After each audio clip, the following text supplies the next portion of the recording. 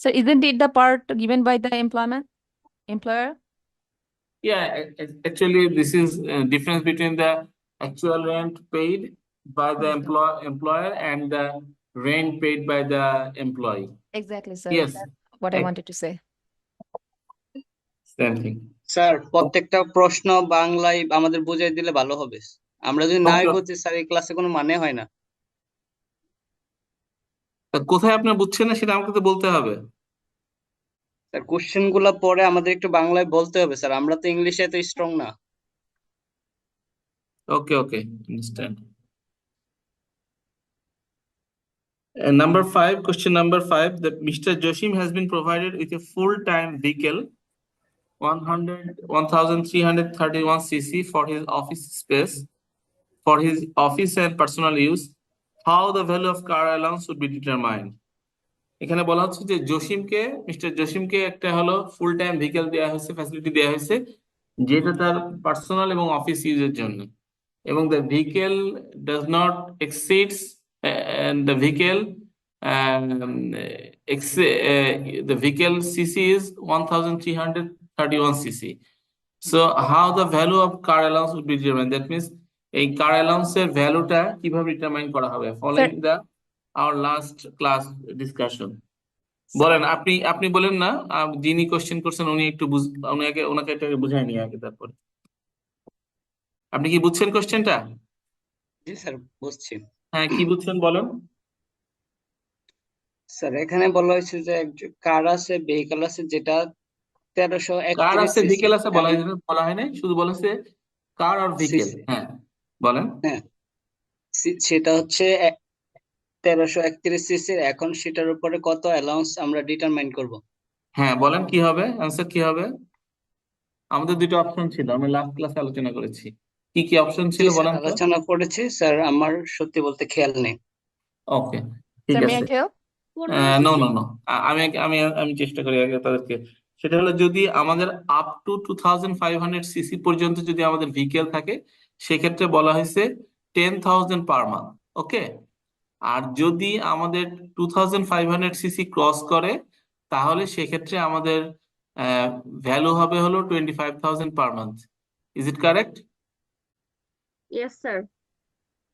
আপনি কি বুঝতে পারছেন আমি কি বলছি?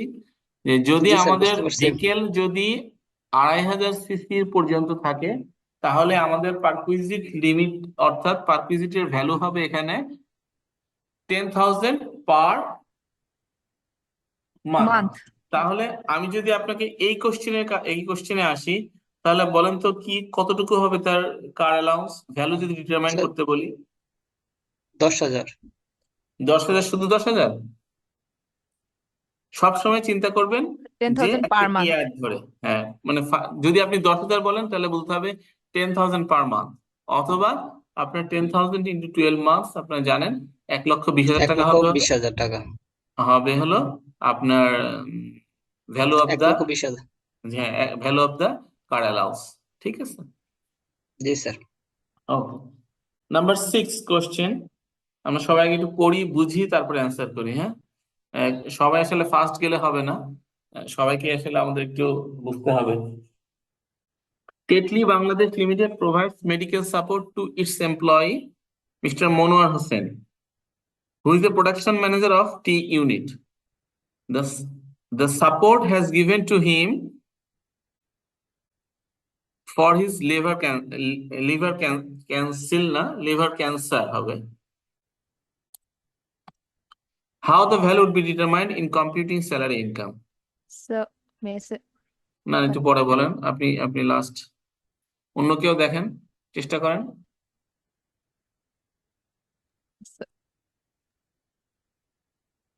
Anyone? So, 3.5 লাখ পর্যন্ত জিরো। না না না, এটা একটু বুঝতে হবে, একটু কোশ্চেনটা কি আগে। কোশ্চেনটা বলা হচ্ছে যে তেতলি বাংলাদেশ, তার একজন প্রোডাকশন ম্যানেজার আছে তার কোম্পানির, যিনি তার এমপ্লয়ি, তাকে হলো তারা একটা মেডিকেল সাপোর্ট দিছে, মেডিকেল অ্যাসিস্ট্যান্স দিছে। কি দিছে? তার লিভার ক্যান্সার হয়েছিল, তার ট্রিটমেন্টের জন্য তাকে একটা টাকা দেওয়া হয়েছে। তাহলে এইটা কিভাবে এই স্যালারি কম্পিউটেশনের মধ্যে কিভাবে এটাকে ডিটারমাইন করা হবে সেটা বলা হচ্ছে। সে মনে করেন এখানে ভ্যালুটা হয়তো বা অ্যারাউন্ড 1 লাখ, 2 লাখ, সামথিং 2 লাখ। তাহলে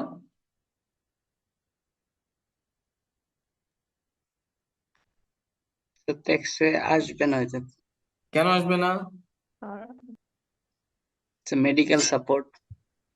স্যার মেডিকেল সাপোর্ট কি আপনার হলো দিলে কি হলো আপনার ইয়েতে আসবে না, কম্পিটিশনে আসবে না? আমাদের এটা স্যালারি কম্পোনেন্ট হবে না? আমাদের স্যালারি কম্পোনেন্ট যদি মেডিকেল মেডিকেল স্যালারি যদি থাকে। কম্পোনেন্টে মেডিকেল অ্যালাউন্স হিসেবে আসবে sir. Sir may I say sir? হ্যাঁ বলেন, বাংলায় বলেন, তাহলে সবাই স্যার বুঝতে পারে। স্যার আমরা জানি চাকরির প্রথম ধারাটা যেটা আছে 32, ওখানে 5টা বিষয় উল্লেখ করা আছে। হার্ট হার্ট, কিডনি, চক্ষু, লিভার আর ক্যান্সার। এই 5টা বিষয়ে যদি কোম্পানি থেকে সাপোর্ট দেওয়া হয়, সেই ক্ষেত্রে ওইটা আহ, আসবে না। যেহেতু এখানে স্যার বলেই দিচ্ছে ক্যান্সারের কথা, তার মানে এটা আসবে না স্যার। আচ্ছা, আইনটা হলো এরকম, আইনটা হলো যদি যদি কোনো একটা এমপ্লয়ার অথবা কোনো একটা এন্টিটি, কোনো একটা অর্গানাইজেশন তার কোনো এমপ্লয়কে, but the employee will not be a shareholder director, এটা মনে রাখতে হবে। জি স্যার, শেয়ার হোল্ডার বা ডিরেক্টর হবে না এমন ব্যক্তি। হ্যাঁ, শেয়ার হোল্ডার ডিরেক্টর সে হবে না। যদি কোনো শেয়ার হোল্ডার ডিরেক্টর না হয় এমন কোনো কোম্পানির যদি কোনো পার্সনকে যদি মেডিকেল সাপোর্ট দেয়, এবং সেই মেডিকেল সাপোর্টটা কিসের জন্য? কিডনি, লিভার, আই, আর হলো আরো দুইটা, হলো আম, এই জাতীয় আর কি যেন দুইটা আমার। হাট আছে নাকি এটার মধ্যে? হাট আছে? হার্ট আছে, সরি, হার্ট আছে। হার্ট, কিডনি মনে হয়। হার্ট, কিডনি, লিভার, আই, এবং হলো আপনার উম আরেকটা কি যেন দেখলাম। এই এই 5টা সাপোর্টে যদি 5টার জন্য কোনো স্পেশাল সাপোর্ট আসলে যদি দেয়, এখন মনে করেন যে কিডনি অথবা লিভারের হয়তো বা সরাসরি লিভার বলা হচ্ছে না, কিন্তু লিভারের মতোই অন্য কোনো আপনার যদিও কোনো সেম ডিজিজ, এই লাইক ডিজিজ, তাহলে এটার মধ্যে যদি কোনো একটার মধ্যে এটাকে আসলে ফিট ইন করা যায়, এবং ফিট ইন সাধারণত করতে হয়, তাহলে এই সাপোর্টটুকু দেওয়ার জন্য তার মিস্টার মনোয়ারের এই টাকাটা তার টোটাল ইনকামের মধ্যে ইনক্লুড হবে না। অর্থাৎ এটা আসলে এক্সেম্পশন হয়ে যাবে। হ্যাঁ, লিখতে হবে মেডিকেল সাপোর্টের বাবদ সে 2 লাখ টাকা পাইছে, but it is exempted following the income tax rule. যেহেতু এটা স্পেশাল পারপাসে দেওয়া হয়েছে, that's why it would not be treated as the income of mister Monowar Hossain. Clear? But এই কোশ্চেনটা যদি এমন করা হয়, Tripti Bangladesh limited provides medical support to its shareholder mister Monowar Hossain, তাহলে কিন্তু তখন আসবে এই স্যার। যে value of the income, value of the perquisite আছে অথবা ভ্যালু অফ দ্যাট সাপোর্ট আছে, সেই ভ্যালুটা কিন্তু টোটাল ইনকামের মধ্যে ইনক্লুড হবে। মানে দুই ভাবে কিন্তু কোশ্চেন আপনাদের কাছে আসতে পারে। ক্লিয়ার? স্যার আবার যদি একটু রিপিট করতেন যে যে কখন আসবে। আসবে যদি জেনারেল এমপ্লয় হয়, বাট আসবে না কখন? If that person would be a shareholder director. অর্থাৎ যদি এখানে মিস্টার মনোয়ার যদি এই টিটলি বাংলাদেশের শেয়ার হোল্ডার ডিরেক্টর হতো, তাহলে তাকে যদি এই সাপোর্টটুকু দেওয়া হতো, তার জন্য এটাকে মেডিকেল সাপোর্ট ইনকাম হিসেবে তখন বিবেচ্য হতো। যেহেতু এখানে মিস্টার মনোয়ার হলো একজন প্রোডাকশন ম্যানেজার একটা টি ইউনিটের, Haynes this support would not be treated as income in the hand of Mr. Monwar Hossain. ঠিক আছে? কেন এটা জি শেয়ার স্যার। হোল্ডার ডিরেক্টরকে দেওয়া হয় না? আসলে তাদের তো একটা সার্টেন লেভেল অফ ইনকাম আছে, দ্যাটস ওয়াই এটাকে আপনার হলো এটাকে ডিসকারেজ করা হচ্ছে, যে যেন তাদের কোনো কিছু না দেওয়া হয়। অর্থাৎ এই আপনার শেয়ার হোল্ডার ডিরেক্টর অথবা আপনার যারা শেয়ার হোল্ডার আছে, তাদেরকে যেন এই জাতীয় কোনো সুযোগ সুবিধা দেওয়ার মাধ্যমে যেন কোম্পানির টাকাটা মিসইউজ করা না হয়। এটা যাতে যার আসলে দরকার প্রকৃতপক্ষে সেই যেন পায়, দ্যাটস ওয়াই এটাকে এনকারেজ করে আপনার এই মেডিকেল সাপোর্টটাকে এক্সক্লুশন করা হয়েছে in the hand of the employee. But যদি if that support has given to any of its shareholder, that part of that medical support will be treated as the income of that person who receives that medical support, even being an shareholder director. Clear? G sir, clear. আচ্ছা, number 7. A company provides daily allowance of its employees for wholly and solely for the performance of office duty. How this allowance will be calculated?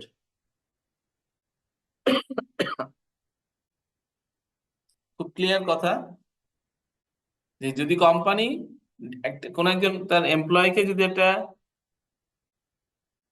দেয়, কি বলে, daily allowance দেয়, এবং সেটা কিসের জন্য? Wholly and solely for the purpose of office duty. মনে করেন যে সে এই অফিসে আসার পরে সে মনে করেন যে গেছে, কি বলে, গাজীপুর গেছে কোনো একটা কাজে, তার তার জন্য একটা তাকে ডেইলি অ্যালাউন্স দেওয়া হয়েছে, তার খাওয়া দাওয়া বাবদ একটা অ্যালাউন্স তাকে দেওয়া হয়েছে। তাহলে সেই অ্যালাউন্সটা কি হবে, আসলে কিভাবে এটা ইনকামের মধ্যে ফিট ইন করা হবে, অর্থাৎ ইনকাম এটাকে কিভাবে কম্পিউট করা হবে? আর এটা তো কনভেন্স হবে না? হ্যাঁ, কনভেন্স হলো, বাট এটা কিভাবে হবে, এই ইনকামটা, এটা আসলে কিভাবে এটাকে কম্পিউট করা হবে, অথবা এটা কিভাবে, এটা কোন কম্পোনেন্ট আকারে এটা ইনকামের মধ্যে ঢুকবে আসলে?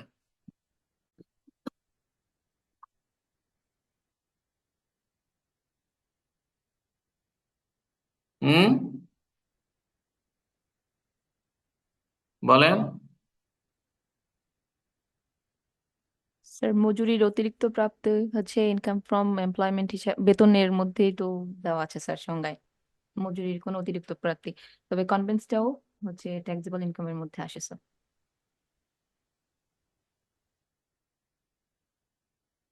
তার মানে তো আপনারা পড়াশোনা করেন না, বোঝা যায়। লাস্ট ক্লাসের দেখছেন,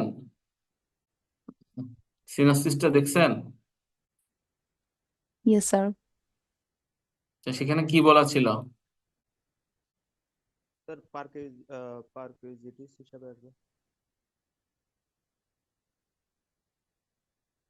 সেখানে দুইটা পয়েন্ট বলা ছিল, যে the following receipt should not be included in the income of from employment: conveyance allowance, traveling allowance, and daily allowance received and expended wholly and solely for the performance of office duty. তাহলে এই জাতীয়, যেখানে আপনার kidney liver আয়ের কথা বলা আছে, ঠিক সেখানেই এই সেকেন্ড পয়েন্টটা বলা আছে, যে এই রিসিপ্টটা যদি ডেইলি অ্যালাউন্স কোনো, তারপরে কনভেন্স অ্যালাউন্স, ট্রাভেলিং অ্যালাউন্স যদি অফিস পারফরমেন্স আর অফিস ডিউটির জন্য ব্যয় করা হয়, তাহলে এটাকে ইনকামের মধ্যে ইনক্লুড করা হবে না। এটা কিন্তু in addition to their salary. That means আপনি কোনো একটা কাজের বাইরে গেছেন, আপনি এখান থেকে, আমি উদাহরণ দিয়ে আপনাদেরকে বুঝাইছিলাম, আপনি ময়মনসিংহে গেছেন অথবা আপনি চিটাগাং গেছেন কোনো অফিস ডিউটি পালনের জন্য। অফিস ডিউটি মানে আপনার অফিসে সেখানে হয়তো বা আপনার কোনো পণ্য এসছে, পণ্য খালাস করতে হবে, অথবা আপনার কাস্টমস কোনো ক্লিয়ারেন্স অথবা ডিসকাশনের বিষয় আছে, আপনি সেখানে আপনাকে যাওয়া লাগছে। কোনো আপনার কি বলে, সেলস এর হোক, অ্যাকাউন্টেন্ট হোক, কোন একজন গেছে, এবং সে তার এখানে গিয়ে তার ওই দিনের সমস্ত প্রকার খরচ উইল বি, কি জন্য করা হয়েছে এটা? ওইটা করা হয়েছে অফিস ডিউটি পারফরমেন্সের জন্য। অর্থাৎ ওই খরচটুকু তার সম্পূর্ণই আপনার এক্সেম্পটেড, অর্থাৎ তার ইনকাম, তার তার ব্যাংক অ্যাকাউন্টে যদি ট্রান্সফার করেও দেওয়া হয়, অর্থাৎ এই মিস্টার সামওয়ান, যাকে ট্রান্সফার করে দেওয়া হলো, তার হাতে সেটা ইনকাম হবে না, বিকজ এই খরচটা হয়েছে wholly and solely for the performance of office ডিউটির জন্য। ক্লিয়ার? Yes sir. আরো যারা আছেন ক্লিয়ার হয়েছেন কিনা বলেন।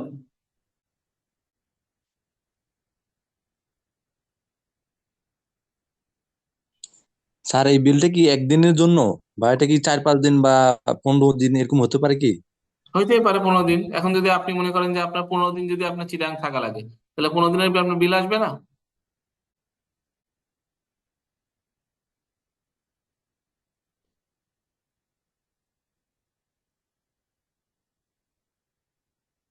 জি, সবকিছুই হবে।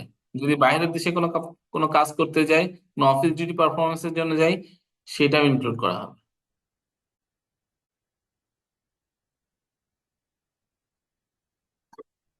এটা হলো অফিস এক্সপেন্সেস, অফিসে ডিউটি পারফর্ম করার জন্য তার।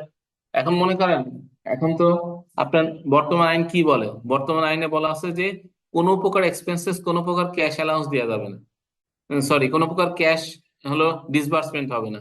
কারণ আপনাকে একবারে ডলার দিয়ে দিলেন, আপনি বাইরের দেশে যাবেন, আপনি হয়তো বা ইয়েতে গেছেন, কি বলে, আপনি মালয়েশিয়াতে গেছেন, আপনি কোনো একটা অফিস অফিস পারপাস অথবা কোনো মেশিনারি দেখতে আপনি চায়না গেছেন, তো এখন আপনাকে তো ডলার আপনাকে হাতে দেওয়া হবে না, ঠিক আছে? কারণ সেটা কি করবে, সেটাকে হয়তো বা আপনি নিজে খরচ করে আসবেন আপনার ক্রেডিট কার্ড দিয়ে, অথবা আপনার আপনার অথবা তা আপনাকে অ্যাডভান্স দিয়ে দিবে, এবং পরবর্তীতে, এবং অ্যাডভান্সটা কিভাবে দিবে, অ্যাডভান্সটা ক্যাশ আপনাকে আপনার হাতে দিবে না, আপনার ব্যাংকে দিয়ে দিবে, আপনি সেখান থেকে খরচ করবেন, খরচ করার পর আসে আপনি আবার বিল করবেন, রেস্ট অফ দ্য অ্যামাউন্ট আপনি আবার হলো বিল করে তুলে নেবেন, বাট এটাও ট্রান্সফার হবে কোথায়, যে আপনার অ্যাকাউন্টে। সুতরাং যখন আপনার ইন্ডিভিজুয়ালি, যখন অ্যাকাউন্টেন্ট যখন তার পার্সোনাল ইয়ে কি বলে ইনকাম রিকনসিলিয়েশন করবে, তখন তার ব্যাংক অ্যাকাউন্টে একটা ক্রেডিট দেখা যাবে যে এত টাকা আমার ব্যাংক থেকে আমার অফিস থেকে দিচ্ছে, বাট এটা কি জন্য দিচ্ছে? For performing office duty and for special purpose. Hence this sort of আপনার কি বলে transfer would not be treated as income. সেটা এখানে বলা হয়েছে, যদি অফিস পারফরমেন্সের জন্য কারো কোনো ডেইলি অ্যালাউন্স পাই, অথবা সে মনে করেন আপনি হলো মালয়েশিয়া গেছেন, আপনাকে একটা পার ডিয়াম দেওয়া আছে পার ডে, সে হলো $85, কারণ $85 আপনাকে প্রতিদিন একটাকে দেওয়া হচ্ছে, হয়তো প্রতিদিন আপনার $85 খরচ হইতেও পারে, নাও পারে, আপনি কিছু সেভিংস করতে পারেন, হোয়াট এভার মেবি। আপনার সবকিছুই আপনার হলো, যেহেতু অফিস পারফরমেন্সের জন্য গেছেন আপনি, এটাকে আপনার রেগুলার কোম্পানি খরচ হিসেবে বিবেচিত হবে, এবং আপনার জন্য আপনার হ্যান্ডে সেটা ইনকাম হিসেবে ট্রিট হবে না। যখন কোম্পানি তার এমপ্লয়কে একটা যখন ইয়ে দিবে কি বলে, তার এমপ্লয়ের স্যালারি স্টেটমেন্ট দিবে অথবা পেরোল স্টেটমেন্ট দিবে, তখন লিখে দিবে যে দ্যাট কি বলে that money already included in the bank account of mister x will not be treated as income, as this money has been transferred for performing the office duty. Am I clear? Yes sir. না বুঝলে আবার বলেন। Sir এটা মানে এই কোশ্চেনটা অনেকটা এরকম মনে হয় যে এটা পারফরম্যান্স বোনাস টাইপের মনে হয় সামটাইমস। হাউ? এই যে স্যার মানে পারফরম্যান্স অফ অফিস ডিউটি, এটা মনে হচ্ছে যে মানে performance office office duty. Duty আর পারফরমেন্স বোনাস কি সেম জিনিস?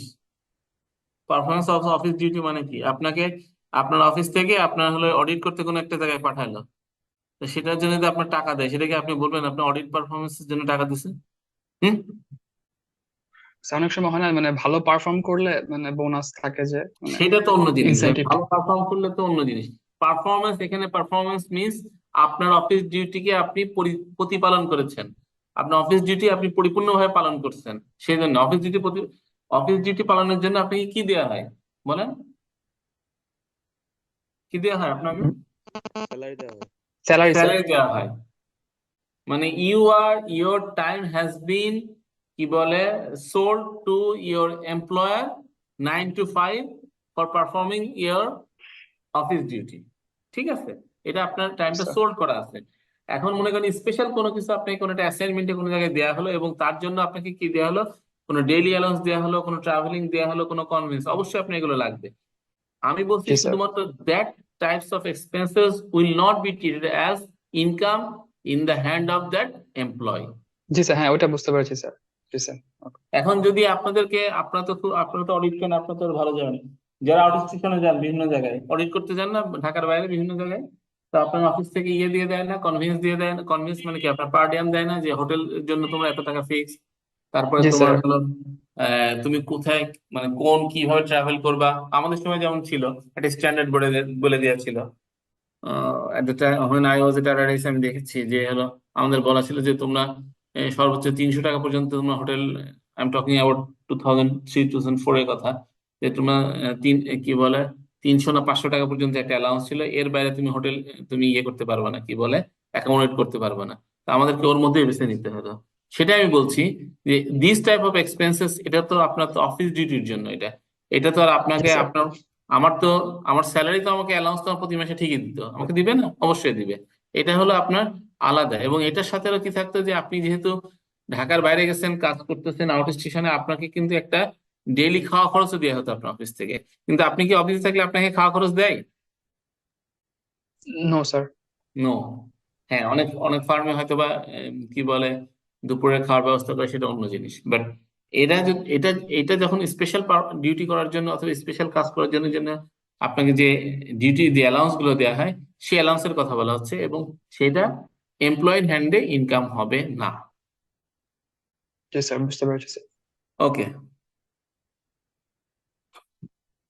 Number 8, what is the deadline for submitting the information regarding payment of salary under Section 177 of Income Tax Act 2023? একটা deadline আছে। Information regarding payment of salary, yearly payment of স্যালারির information tax অফিসে submit করতে হয় কয় তারিখের মধ্যে? 15 September.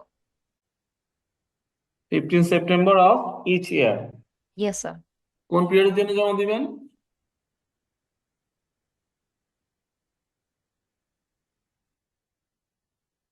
কোন পিরিয়ডের জন্য?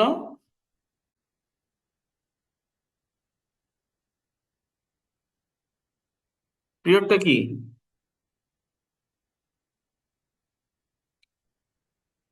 আপনাকে তো আপনি আপনি ইনফরমেশন জমা দিচ্ছেন, স্যালারি রিলেটেড ইনফরমেশন জমা দিচ্ছেন, বাট এই কোন কোন পিরিয়ডের? আপনার 5 বছরের না 10 বছরের? Previous Previous year, year. that mean what? In what is the period of previous year? হ্যাঁ বলেন, কি জানি কি বলতে চাচ্ছিলেন? এখন 6 মান্থস স্যার 15 5 জানুয়ারি থেকে 31 আগে ডিসেম্বর। যাইতো। আপনাদের বারবার একটা কথা বলছি, ইন্ডিভিজুয়ালের ক্ষেত্রে সবসময় একটা জিনিস মনে রাখবেন, আপনাদের এমপ্লয়ীদের অ্যাসেসমেন্ট হয় আপনার ফাইন্যান্সিয়াল ইয়ার কি, ইন্ডিভিজুয়ালের এক জন্য ইনকাম ইয়ার 1 জানুয়ারি থেকে 31 ডিসেম্বর। এই শিখালে এতদিন ধরে। স্যার 1 জুলাই থেকে 13 জুন। এক্স্যাক্টলি, 1 জুলাই থেকে 30 জুন পর্যন্ত। তা যদি কোনো একটা ইনফরমেশন এই 15 সেপ্টেম্বর 2023-র মধ্যে জমা দিতে হয়, তাহলে সেটা কোন ইয়ারের ইনফরমেশন জমা দিতে হবে? 15 ইয়ার 2023-তে কোন পিরিয়ডের ইনফরমেশন জমা দিবে? সব ভুলে গেছে। সেটা কি 22-এরটা হবে স্যার? হ্যাঁ, জুন থেকে না, জুলাই জুলাই 2022 জুলাই থেকে শুরু করে 30শে জুন 2023-এর স্টেটমেন্টটা জমা দিবে 15 সেপ্টেম্বর 2023-এ। কি আপনার ক্লিয়ার? নাহলে আবার বলেন না বুঝলে। যখন পড়াবো তখন একটু কোশ্চেন টোশ্চেন করবেন, জিজ্ঞাসা টিজ্ঞাসা করবেন, না হলে ক্লিয়ার হবেন না। আচ্ছা, আমি কি লাস্ট ক্লাসে কি আমার আমার হলো প্রেজেন্টেশন সব কি শেষ করছিলাম, নাকি দু একটা ছিল কোনো কিছু স্যার বাকি ছিল? বাকি ছিল। ওকে, ঠিক আছে, সেটা আলোচনা করবো তাহলে। আচ্ছা, আর একটা বলা আছে, তাহলে মনে হয় 9 নম্বর কোশ্চেন মানে আলোচনা করি নাই সোফার। ঠিক আছে। উম, 9 নম্বরটা, what is the penalty provision of providing false statement to tax office? No sir, এটা কভার করা হয়েছিল না কভার আমাদেরকে। করা হয়েছিল, আচ্ছা। তাহলে কি এটা কি হবে, যদি কোনো যদি যদি কোনো একজন অ্যাকাউন্টেন্ট অথবা কোনো একজন ট্যাক্স ম্যানেজার ট্যাক্স অফিসে যদি ফলস স্টেটমেন্ট প্রোভাইড করে, তাহলে সেক্ষেত্রে পেনাল্টি প্রভিশন কি আছে?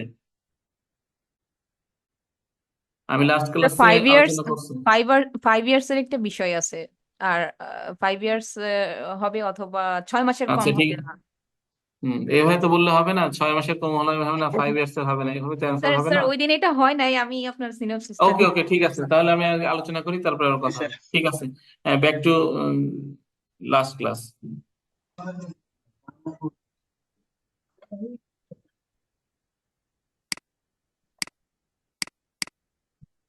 জি স্যার, সর্বনিম্ন 6 মাস, সর্বোচ্চ 5 বছরের আমি আপনাদেরকে জেল তো হইতে পারে। প্রোভাইড করি, কি বলে, সিনপসিসটা তো দিছি। সিনপসিসটা দিয়ে যদি আপনারা যদি মুঠো করে রেখে দেন, তাহলে তো কোনো কাজ হবে না, ওটা একটু পড়াশোনা করতে হবে। এটা পাইনি তো, আজকে আচ্ছা পেয়েছি।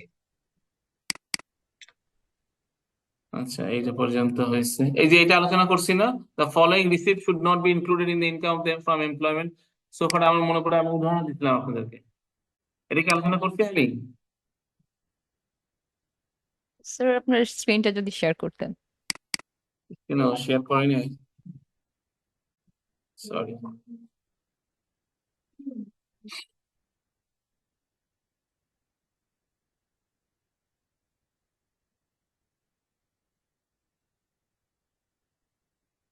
নো কেস, কোনটা শেয়ার করলাম?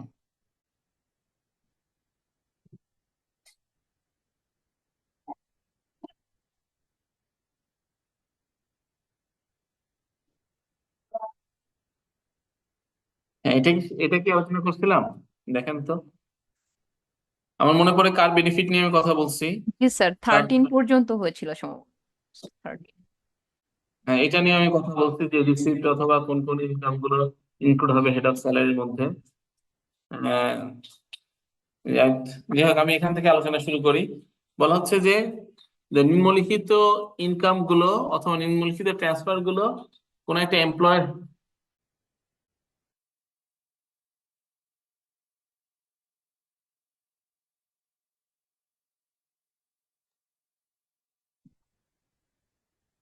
হ্যাঁ, the following receipt should not be included in the income from the employment, অর্থাৎ এই সমস্ত রিসিপ্ট গুলা একজন এমপ্লয়ের হ্যান্ডে even though they got it from the employer income হিসেবে ট্রিট হবে না।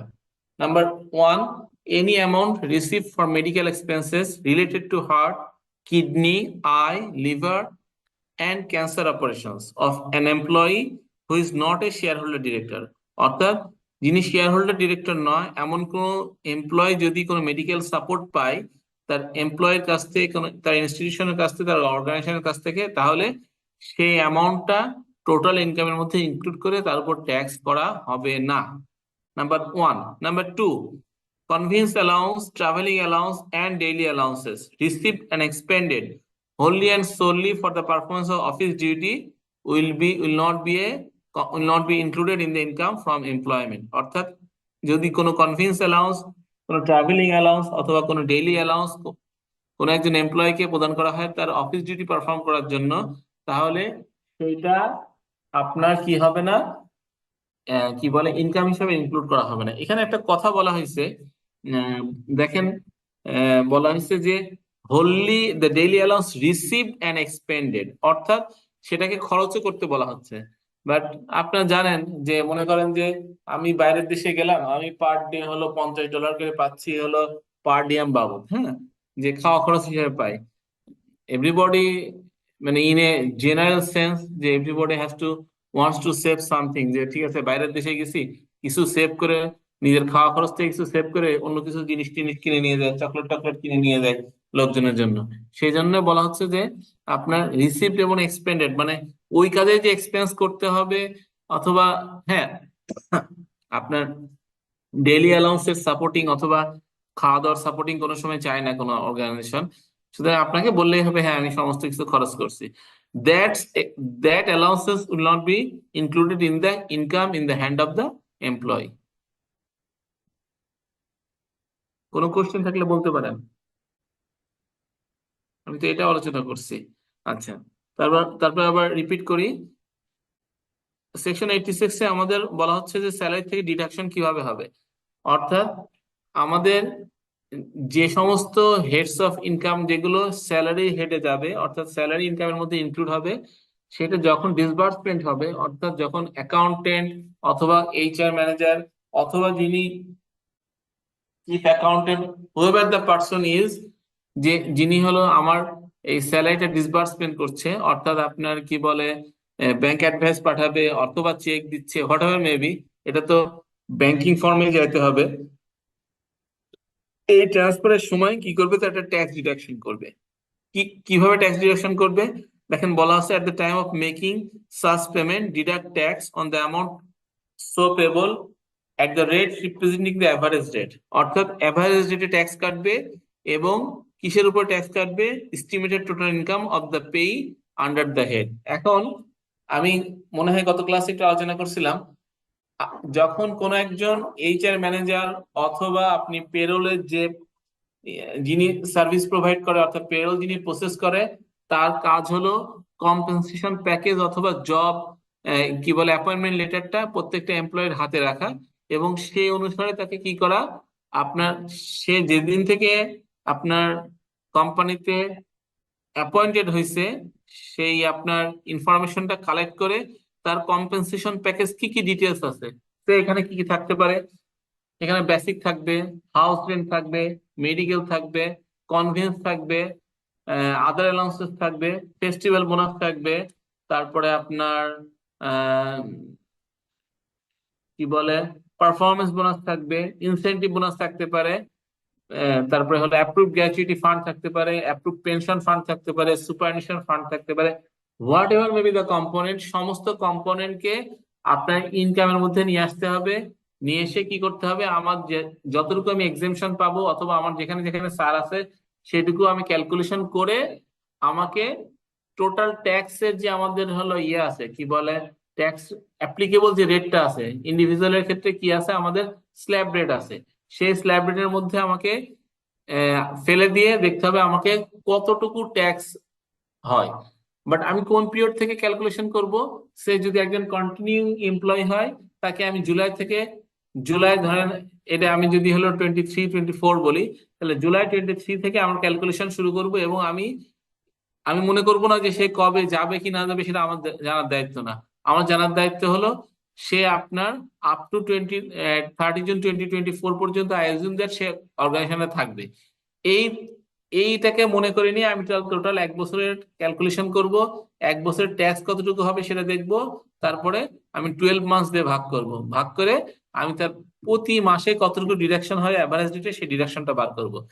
যদি কোনো একজন আপনার নিউ এমপ্লয়ি হয়ে থাকে, অর্থাৎ সে কবে জয়েন করছে সেই ডেট থেকে পরবর্তী জুন পর্যন্ত আমি কনসিডার করে সেই ক্যালকুলেশন করে নিয়ে এসে যে কয় মাস থাকবে, যে কয় মাসের জন্য আমার ট্যাক্স ডিডাকশন করা দরকার সেই কয় মাস দিয়ে আমি ভাগ করে নিয়ে আমি প্রতি মাসে সেম এভারেজ রেটে ট্যাক্স ক্যালকুলেশন করব। ক্লিয়ার আপনারা?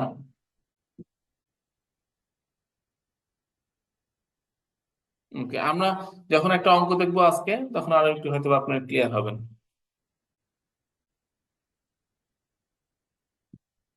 So please allow me 5 minutes to have a cup of tea, okay? Sure, sir.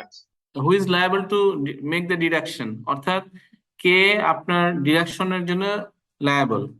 এখানে বলা হচ্ছে employer himself, or if the employer is a local authority, company or institution, the such authority, company or institution, including the principal officer thereof, অর্থাৎ যিনি CEO থাকবেন তিনিও হলো equally responsible for ensuring to make the payment.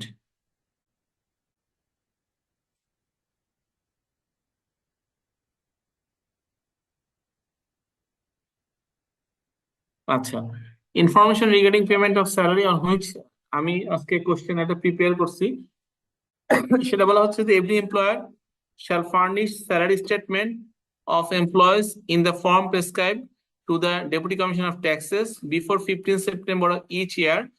The following information is to be furnished. কি কি থাকবে সেখানে? Name, address of every employer, the amount of payment so made or due, the amount so of deducted as tax from such payment, such other particulars as may be prescribed. অর্থাৎ কোনো একটা ইনফরমেশনের, কোনো একটা salary information, salary statement প্রতি বছরে আপনার July two জুনের স্টেটমেন্টটা প্রতি বছরের 15 সেপ্টেম্বরের মধ্যে, পরবর্তী 15 সেপ্টেম্বরের মধ্যে ট্যাক্স অফিসে জমা দিতে হবে, এবং সেখানে রিলেটেড ইনফরমেশন গুলো থাকবে, যেটা এভরি এমপ্লয়ারের নাম, অ্যাড্রেস, তারপরে হলো প্রত্যেকটা এমপ্লয়কে কি কোন কোন কম্পেনসেশন পে করা হচ্ছে, তার কাছ থেকে কত টাকা ডিডাকশন করা হয়েছে, এবং তার কাছ থেকে কত টাকা ডিডাকশন বাবদ গভর্নমেন্ট এক্সচেকারে জমা দেওয়া হয়েছে, এবং অন্যান্য যে আরো বিভিন্ন ইনফরমেশন রিকোয়ারমেন্ট আছে সেই রিকোয়ারমেন্ট গুলো সহকারে ট্যাক্স অফিসে প্রতি বছরে জমা দিতে হবে। এটা যদি না জমা দেয় তাহলে পানিশ হবে। পানিশমেন্টটা আমরা পরবর্তীতে আলোচনা করছি। এটা হলো information regarding payment of salary, অর্থাৎ স্যালারি বাবদ পেমেন্ট করার মাধ্যমে, স্যালারি বাবদ কি কম্পোনেন্ট আকারে কোন একজন এমপ্লয়ার কোন একজন এমপ্লয়িকে পেমেন্ট করে। স্যার, একটা question. Please. Salary and wages withholding ট্যাক্সটা কত পার্সেন্ট হয়? হোল্ডিং ট্যাক্স মানে? স্যার, আমি অ্যাকাউন্টিং এর স্যালারি ওয়েজেস যখন দেখেছি তখন দেখলাম যে উইথ হোল্ডিং ট্যাক্স নামে একটা ট্যাক্স দিতে হয়, সেপারেট করে স্যালারি থেকে, মানে গ্রস স্যালারি নেট স্যালারি যখন ডিফারেন্স হয় গ্রস স্যালারিতে ওই উইথ হোল্ডিং ট্যাক্সটা ইনক্লুড থাকে। আচ্ছা, বিষয়টা হলো তার কিছুক্ষণ আগে আপনাদেরকে একটা কথা বলছিলাম যে স্যালারি থেকে ট্যাক্স রেটে ডিডাকশন করতে হয়। উইথ হোল্ডিং মানে কি? উইথ হোল্ডিং মানে আপনার পেমেন্টের সময় থেকে যে টাকাটা কেটে রাখা হয়, উইথ হোল্ড করে রাখা হয়, সেটাকে বলা হচ্ছে উইথ হোল্ডিং। G sir. এবং উইথহোল্ডিং কি কখন করা হয়? যখন কোন এটাকে এনশিওর করা হয় যখন কোন একজন এমপ্লয়িকে কোন একটা স্যালারি অথবা ওয়েজেস যেটাই হোক না কি জন্য তাকে দেওয়া হবে, তখন at the time of making that payment or at the time of giving bank advice to the bank, তখন একটা সার্টেন পোর্শন, আমি যেটা বললাম সেটা হলো অ্যাভারেজ রেটে এস্টিমেটেড টোটাল ইনকামের উপরে বেস করে একটা ট্যাক্স কেটে রাখা হয়। সে মনে করেন যে আপনার স্যালারি যদি মান্থলি 1 লাখ টাকা হয়, তার থেকে হয়তো বা একটা আপনাকে এই 1 লাখ টাকাকে আপনাকে 1 বছরে কনসিডার করা হবে করে, তাহলে 1 বছরে যদি আপনার হয় তাহলে 12 লাখ টাকা হলো। এই 12 লাখ টাকাকে আপনাকে কি করতে হবে? আপনার যে টোটাল যে শিডিউল আছে, আমাদের স্ল্যাব রেট আছে, তার মধ্যে ভাগ করতে হবে। যে প্রথম 3 লাখ টাকা 3,50,000 টাকা পর্যন্ত নীল, তারপর 1 লাখ টাকা পুরো 5%, এই 12 লাখ টাকা কি করতে হবে? এর মধ্যে আপনাকে ভাগ করতে হবে। ভাগ করে দেওয়ার পরে আপনাকে দেখতে হবে কত টাকা ট্যাক্স আসছে। সেই ট্যাক্সটা আপনাকে মান্থলি যখন পেমেন্ট করা হবে তখন ওই সেম অ্যামাউন্টের ট্যাক্সটা আপনার কাছ থেকে ডিডাকশন করা হবে। কিছুক্ষণ আগে আমি এটাই আলোচনা করলাম, সেটাকেই বলা হচ্ছে with holding tax. G sir, বুঝতে পারছি। অথবা এটাকে অন্যভাবে বলা হয় tax deducted at source.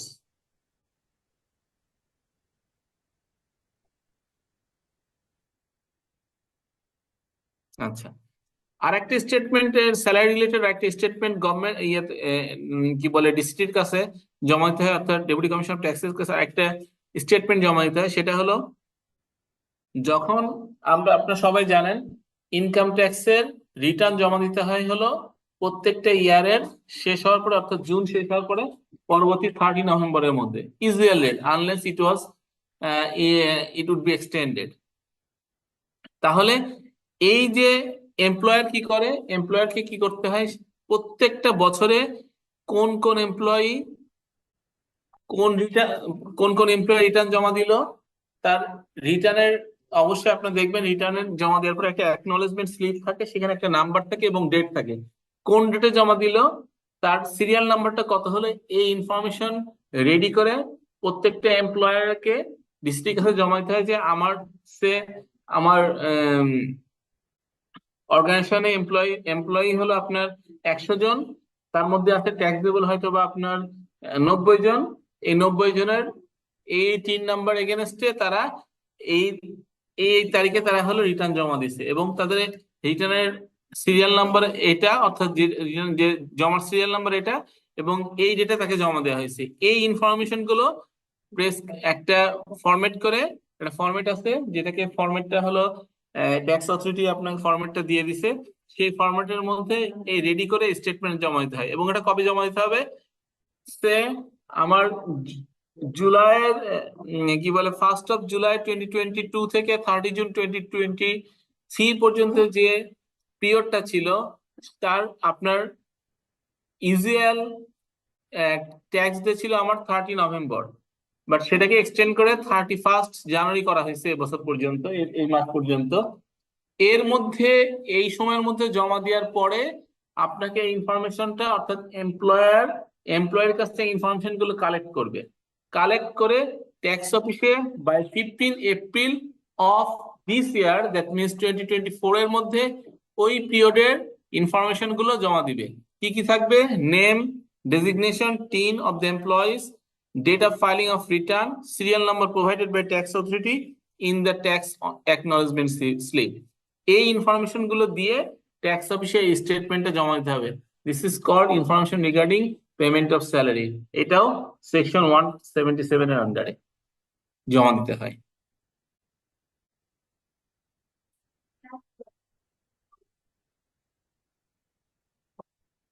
Penalty of failing to file the return. যদি এই যে কিছুক্ষণ আগে আমাদের যে রিটার্নের কথা বলা হলো, সেই রিটার্ন যদি আমরা টাইমলি সাবমিট না করি উইদাউট রিজনেবল এনি কজ, তাহলে কি হবে? But any person has without reasonable cause failed to furnish return, in that cases the Deputy Commissioner of Taxes shall impose upon such a person a penalty amounting to 10% of tax imposed on last assessed income। অর্থাৎ যেই কোম্পানির আপনার এই রিটার্নটা জমা দেওয়ার কথা ছিল সেই কোম্পানির রিটার্নটা জমা দেয় নাই, তাহলে কোম্পানির কি হবে? কোম্পানির যে ট্যাক্স ছিল আগের বছরের সেই ট্যাক্সের 10%, ইনকামের 10% কি ট্যাক্স হিসাবে তাকে কি করতে হবে? আপনার পেনাল্টি করতে পারে কে? ডিসিটি। সরি, পেনাল্টি করতে পারে না, করবে, শ্যাল। মেয়ে থাকলে বলতাম করতে পারে, শ্যাল ইম্পোজ। আচ্ছা, অথবা যদি এর থেকে ট্যাক্স কম থাকে তাহলে 5,000 হুইচ এভার ইজ হায়ার, অথবা 5,000 টাকা যেটা আপনার বেশি হবে। And in case of A continuing default, অর্থাৎ আপনি তারপরেও জমা দেন নাই, এ ফার্দার পেনাল্টি অফ টাকা 10,000, sorry 1,000 every month or fraction thereof during which default continues. অর্থাৎ আপনার মনে করেন যে আপনার জমা দেওয়ার কথা ছিল 177 এর রিটার্ন জমা দেওয়ার কথা ছিল আপনার 15ই সেপ্টেম্বরের মধ্যে, আপনি জমা দিলেন না। এটা কি মাস চলে? এটা আপনার চলে হলো জানুয়ারি মাস। জানুয়ারি। তাহলে ওই 15ই সেপ্টেম্বরে যেটা আপনি জমা দেন নাই তার জন্য আপনাকে একটা পেনাল্টি, সেই পেনাল্টিটা কত হবে? আপনার ওই কোম্পানির যে লাস্ট অ্যাসেসড ইনকাম হয়েছে তার 10% ট্যাক্স ইম্পোজড হবে, অথবা যদি ওখানে কোনো ট্যাক্স টাকা না থেকে থাকে তাহলে হলো 5,000 টাকা। এই দুটোর মধ্যে যেটা হায়ার হবে। এবং এই সে মনে করেন যে আপনি সেপ্টেম্বরে জমা দেন নাই, আপনার অক্টোবর, নভেম্বর, ডিসেম্বর, জানুয়ারি পর্যন্ত প্রতি মাসে মাসে 1,000 টাকা করে আপনার হলো কি হবে? পেনাল্টি আপনাকে গুনতে হবে, এবং সেই পেনাল্টিটা কোম্পানি থেকে দিতে হবে।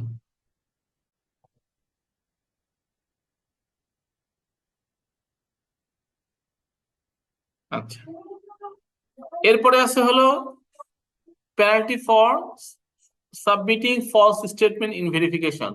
অর্থাৎ আপনি যে ইনফরমেশন ট্যাক্স অথরিটি চাইছে সেই ইনফরমেশন আপনি ফলস দিছেন, রং দিছেন। অর্থাৎ আপনি ট্যাক্স ডিডাকশন করছেন, মনে করেন যে কোন একজন এমপ্লয়ের কাছ থেকে 500 কি বলে 1,000 টাকা অথবা 5,000 টাকা, আপনি বলছেন যে তার কাছ থেকে আমি ট্যাক্স কাটছি 10,000 টাকা।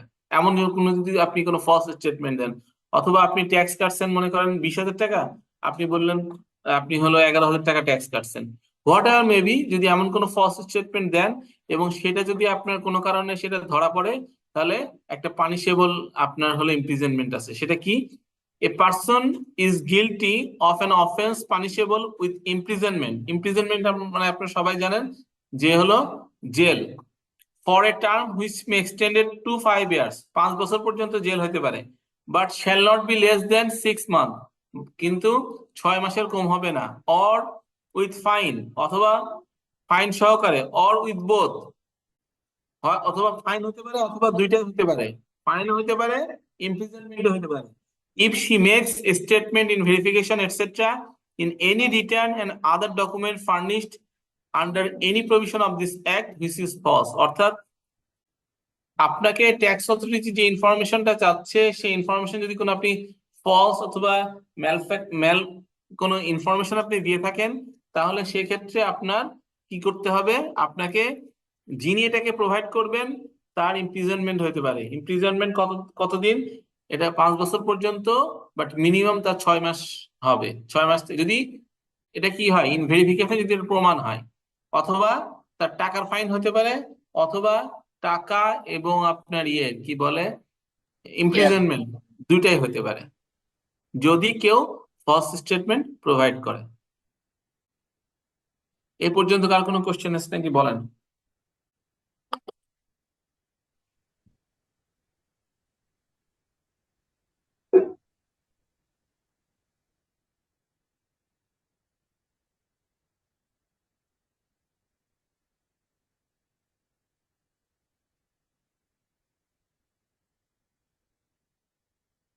এক্সেমশন 6 শিডিউল পার্ট A, অর্থাৎ আমাদের ইনকামের মধ্যে কিছু কিছু কম্পোনেন্ট আছে যে কম্পোনেন্ট অথবা যেগুলো অনেক পে বা অ্যালাউন্স গুলো ট্যাক্স এক্সেম্পটেড, অর্থাৎ সেটা ট্যাক্সের মধ্যে ইনক্লুডেড হবে না। কি কি সেই কম্পোনেন্ট গুলো আমরা একটু দেখি। একটা হলো 1/3 of income from employment or টাকা 4,50,000 which ever is lower shall be deducted. অর্থাৎ আমি টোটাল স্যালারি কম্পিটিশন করলাম একটা বছরে, মনে করেন আমার স্যালারি দাঁড়ালো আপনার উইদাউট এনি মানে টোটাল সব গ্রস স্যালারি আমার দাঁড়ালো মনে করেন যে 15 লাখ টাকা। সেই 15 লাখ টাকার উপরে আমি ওয়ান থার্ড করবো আমার ইনকামের, অথবা 4,50,000 টাকার মধ্যে যেটা কম সেটা কি পাবো, আমি ডিডাকশন পাবো। অর্থাৎ আমি ওই অ্যামাউন্ট থেকে 15 লাখ টাকা থেকে আমি লেস করব। এখন 15 লাখ টাকার ওয়ান থার্ড কত, 5 লাখ। আর আপনার টোটাল এমপ্লয়মেন্ট অথবা 4,50,000 টাকার মধ্যে এটার মধ্যে যেটা কম কম, তাহলে আমরা অবশ্যই দেখছি 4,50,000 টাকা আমাদের লেসার অ্যামাউন্ট। তাহলে এই 15 লাখ টাকা থেকে আমাদের 4,50,000 টাকা বাদ যাবে। বাদ দিয়ে আমাদের এই 10,50,000 টাকার উপরে আমাদের ট্যাক্স ক্যালকুলেশন করতে হবে। এটা হলো একটা, এটা হলো বাদ যাবে। তারপরে আসছে income of an employee of intergovernmental organisation or any international organisation of which is exempted under any act passed by the parliament or under any agreement signed by the government. আমাদের inter governmental অর্থাৎ আন্তদেশীয় বিভিন্ন চুক্তি আছে, অথবা আহ, বিভিন্ন international অর্গানাইজেশনের সাথে আমাদের চুক্তি আছে, যেমন ওয়ার্ল্ড ব্যাংক, IMF, ADB, এদের সাথে কিছু চুক্তি আছে। এই সমস্ত এমপ্লয়ীদের ইনকাম গুলো এক্সেম্পটেড, অর্থাৎ যারা এই সমস্ত এগ্রিমেন্টের মাধ্যমে আপনার তাদের ইনকাম গুলো এক্সেম্পটেড, সেই ইনকাম গুলো অবশ্যই ট্যাক্সের মধ্যে ইনক্লুড করা হবে না। হ্যাঁ, তারা ইনকাম ট্যাক্স রিটার্ন জমা দেবে, তারা ইনকাম গুলো দেখাবে, কিন্তু সেটা এক্সেম্পটেড হিসাবে দেখাবে, তারপর কোনো ট্যাক্স প্রযোজ্য হবে না। স্যার সরকারি কর্মকর্তার ক্ষেত্রে কি ট্যাক্স প্রযোজ্য না, এক্সেমটেড? জি না, সরকারি কর্মকর্তাদের ট্যাক্স আছে। সরকারি কর্মকর্তার বেসিক, তারপরে হলো আপনার ফেস্টিভ্যাল বোনাস, এবং আহ, আরেকটা জিনিস, এই তিনটের উপর তাদের হলো ইয়ে আছে, কি বলে, ট্যাক্স আছে। গভর্নমেন্টের এমপ্লয়ীদের ক্ষেত্রেও ট্যাক্স আছে। এটা শুধুমাত্র ইন্টার মিনিস্ট্রিয়াল, সরি ইন্টারন্যাশনাল যে অর্গানাইজেশন গুলো আছে, যেমন আপনার যদি কোনো হলো ইয়ে থাকে, কোনো আপনার, যেমন আমি এডিবির কথা বললাম, এশিয়ান ডেভেলপমেন্ট ব্যাংক, তারা কি, এটা দাতা সংস্থা। ওয়ার্ল্ড ব্যাংক অথবা IMF এর দাতা সংস্থা অথবা সাহায্য সংস্থা এরা। অথবা আপনার এরকম আরো আছে যে ইউএন এর বিভিন্ন অর্গানাইজেশন গুলো আছে, ইউনাইটেড নেশনস এর অর্গানাইজেশন গুলো, জাইকা স্যার, ইউএসসি, জাইকা। জায়গা ইউনেস্কো। থাকতে, হ্যাঁ জায়গাও আছে, USAID আছে। এইগুলোর এমপ্লয়িরা তারা বলে কি, তারা সাহায্য, যেহেতু তারা হলো সাহায্যদাতা অর্গানাইজেশন, সুতরাং তারা গভর্নমেন্টের ক্ষেত্রে, অর্থাৎ তাদের যে আপনার বিভিন্ন যে এক্সপেন্সেস হবে, সেই এক্সপেন্সের উপরে তারা গভর্নমেন্টকে কোনো ট্যাক্স দিয়ে রাখে না। যেহেতু তারা এটা কি করছে, তারা সাহায্য দিচ্ছে, সাহায্যের উপর তারা কেন ট্যাক্স দিবে? সে একজন এডিবির এমপ্লয়ি আছে, এডিবির এমপ্লয়ি মনে করেন মিস্টার এক্স, এখানে বাংলাদেশে কাজ করে, সেটা হতে পারে আপনার ফরেন এমপ্লয়ি অথবা বাংলাদেশি এমপ্লয়ি। যদি এরকম আমাদের কোনো এমন বাইটারি এগ্রিমেন্ট আছে এডিবির সাথে, যে এডিবির কোনো এমপ্লয়ের যদি হলো আপনার ইয়ে থাকে, ইনকাম থাকে, সেই ইনকামের উপর ট্যাক্স প্রযোজ্য নয়, তাহলে ওই সমস্ত এমপ্লয়ীদের আপনার যখন রিটার্ন জমা দিতে যাবে, তারা রিটার্ন জমা দিবে ঠিকই, তাদের ট্যাক্সটা এক্সেম্পটেড হিসাবে তারা ক্লেম করবে, as per the agreement between the ADB or the different international organisation. Exemption 6 schedule part A তে, পার্ট 1, এটা কিছু কিছু এক্সেমশন আছে, অর্থাৎ কাদের কাদের আপনার ট্যাক্স, কাদের কাদের ইনকাম ট্যাক্সের প্রযোজ্য না, অর্থাৎ ট্যাক্সের বাইরে, অথবা অথবা একটা সার্টেন অ্যামাউন্ট পর্যন্ত ট্যাক্স হবে না। কি কি আছে? remuneration of ambassador, high commissioner, or charge the affairs of embassy of foreign states and their non-Bangladeshi employee। অর্থাৎ আমাদের দেশে যে সমস্ত হাই কমিশন অথবা এমবাসির অফিস গুলো আছে, তাদের যে ফরেন এমপ্লয়ি বাংলাদেশে কাজ করে, তারা তারা আসলে তাদের ইনকাম হয় কোথা থেকে? তারা বাইরের থেকে ইনকাম করে, অর্থাৎ তাদের ইনকাম কিন্তু ফরেন ইনকাম, অর্থাৎ তাদের এই যে ইনকামের টাকাটা তাদের বাইরের থেকে পাঠায়, এবং সেখান থেকে এখান থেকে তারা এক্সপেন্সেস করে। হেন্স এই সমস্ত রেমুনারেশন গুলো বাংলাদেশে ট্যাক্সেবল নয়। বাট মনে রাখতে হবে, যদি ওখানে কোনো বাংলাদেশি এমপ্লয়ি কাজ করে, তাদের ক্ষেত্রে কিন্তু ট্যাক্সেবল হবে। সে যদি মনে করেন যে আমেরিকান এমবাসিতে কোনো বাংলাদেশি এমপ্লয়ি কাজ করছে, তাহলে কিন্তু সে বাংলাদেশে বসে সে ট্যাক্স দিবে। বাট যদি কোনো ফরেন এমপ্লয়ি হয়, অথবা ওদের কোনো চার্জ দিয়ে অ্যাফেয়ার্স অথবা হাই কমিশনার হয়, সেক্ষেত্রে আপনার